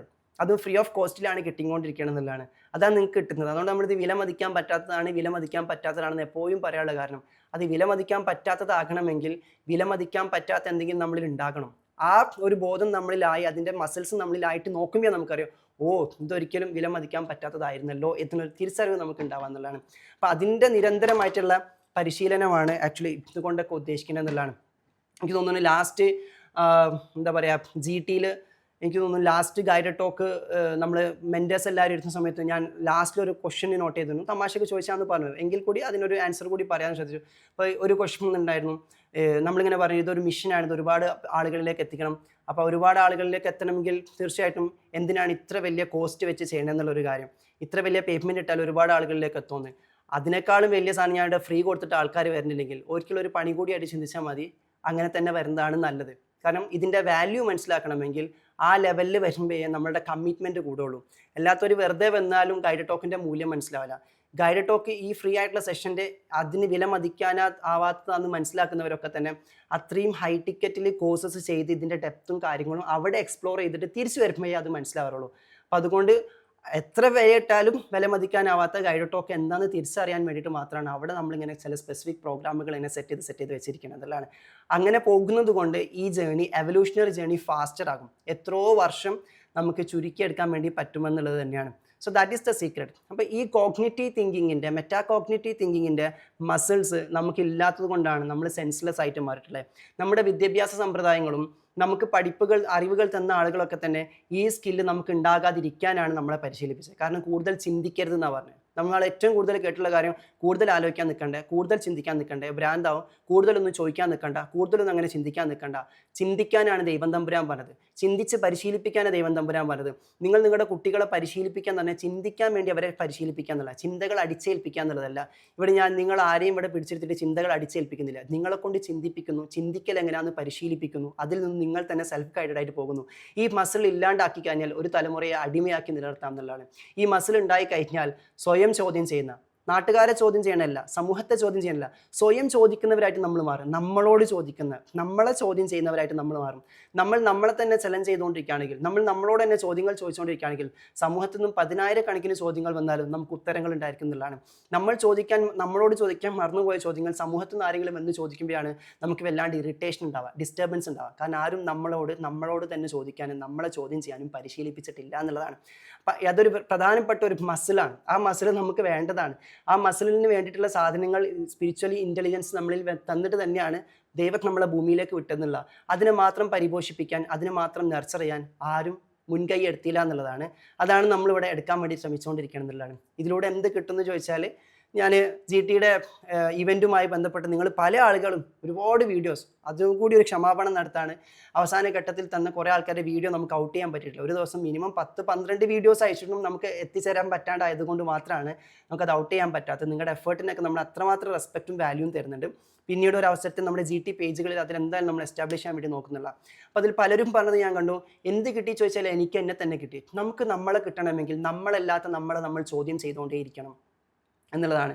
ചോദ്യം ചെയ്യുക എന്ന് തന്നെ ക്രിട്ടിക്കലി അനലൈസ് ചെയ്യലല്ലോ, ഒബ്സർവ് ചെയ്തുകൊണ്ട് ചോദ്യങ്ങൾ ചോദിച്ചുകൊണ്ടേയിരിക്കുക എന്നുള്ള. അപ്പോൾ ചോദ്യം ചോദിക്കാൻ പാകപ്പെട്ട സമൂഹത്തെ വാർത്തെടുക്കലാണ് നമുക്ക് വേണ്ടതെന്ന് പറയുമ്പം, സിസ്റ്റത്തെ ചോദ്യം ചെയ്യുന്ന, റെബല്യസ് ആയിട്ട് ചോദ്യം ചെയ്യണം, അത് മറ്റു തല, അതിൻ്റെ പൊളിറ്റിക്കൽ പാർട്ടാണ്. അതിനപ്പുറത്തേക്ക് അതിൻ്റെ സ്പിരിച്വൽ പാർട്ട് എന്ന് പറഞ്ഞാൽ നമ്മളെ തന്നെ ചലഞ്ച് ചെയ്യണ, നമ്മളെ തന്നെ ചോദ്യം ചെയ്തുകൊണ്ടിരിക്കുന്ന, നമ്മളെ തന്നെ ഒബ്സർവ് ചെയ്തുകൊണ്ടിരിക്കുന്ന ചോദ്യങ്ങൾ ഉയർത്താൻ പാകത്തിന് നമ്മൾ ഡെവലപ്പ് ചെയ്യണം. അപ്പോഴാണ് സെൽഫ് അവെയർനെസ്സും ഇമോഷണൽ ഇൻ്റലിജൻസും ഒക്കെ നമുക്ക് ഉണ്ടാകുക എന്നുള്ളതാണ്. അപ്പോൾ അതിനുള്ളൊരു പരിശീലനം കളരി കൂടിയായിട്ട് നിങ്ങൾ ഗൈഡ് ടോക്കിന് എടുത്തു കഴിഞ്ഞാൽ തീർച്ചയായിട്ടും നിങ്ങൾക്ക് ഒരുപാട് പ്രഷ്യസ് ആയിട്ടുള്ള ജെംസ് നിങ്ങളിൽ നിന്ന് തന്നെ ഇവിടെ നിന്ന് എടുത്ത് കൊണ്ടുപോകാൻ പറ്റും. ഇവിടെ നിന്ന് എടുത്ത് നിങ്ങളിലേക്ക് കൊണ്ടുപോകല്ല, നിങ്ങളിൽ നിന്ന് തന്നെ നിങ്ങൾക്ക് ഇവിടെ നിന്ന് പെറുക്കിയെടുക്കാൻ വേണ്ടി പറ്റുന്നതാണ്. നെക്സ്റ്റ് വീക്കിൽ വീണ്ടും കാണാം. എല്ലാവർക്കും താങ്ക് യു സോ മച്ച്. ഇന്നലെ ഇവൻറ്റ് അറ്റൻഡ് ചെയ്തവർ തീർച്ചയായിട്ടും നിങ്ങളുടെ ഇവൻറ്റ് എക്സ്പീരിയൻസ് വോയിസുകളായിട്ടോ ടെക്സ്റ്റുകളായിട്ടോ മെൻറ്റേഴ്സിന് ഷെയർ ചെയ്യണം. ഞാൻ പൊതുവേ ഇവൻറ്റുകളൊക്കെ കഴിഞ്ഞാൽ ഓരോരുത്തരും ഷെയർ ചെയ്യുന്ന ഓഡിയോസും ടെക്സ്റ്റുകളൊക്കെ വായിക്കാറുണ്ട്. അത് വലിയ സന്തോഷവും ഊർജ്ജമാണ്. ഇനി അതിലെന്തെങ്കിലും മാറ്റങ്ങൾ വരുത്താനുണ്ടെങ്കിൽ, തിരുത്തലുകൾ വരുത്താണെങ്കിൽ അതുകൂടി മനസ്സിലാക്കിയിട്ട് പിന്നെ നമ്മൾ അടുത്ത ഇവൻറ്റുകൾ സെറ്റ് ചെയ്യാന്നുള്ളതാണ്. അപ്പോൾ thank you so much. All the very best. Next വീക്കിൽ കാണാം. ബൈ.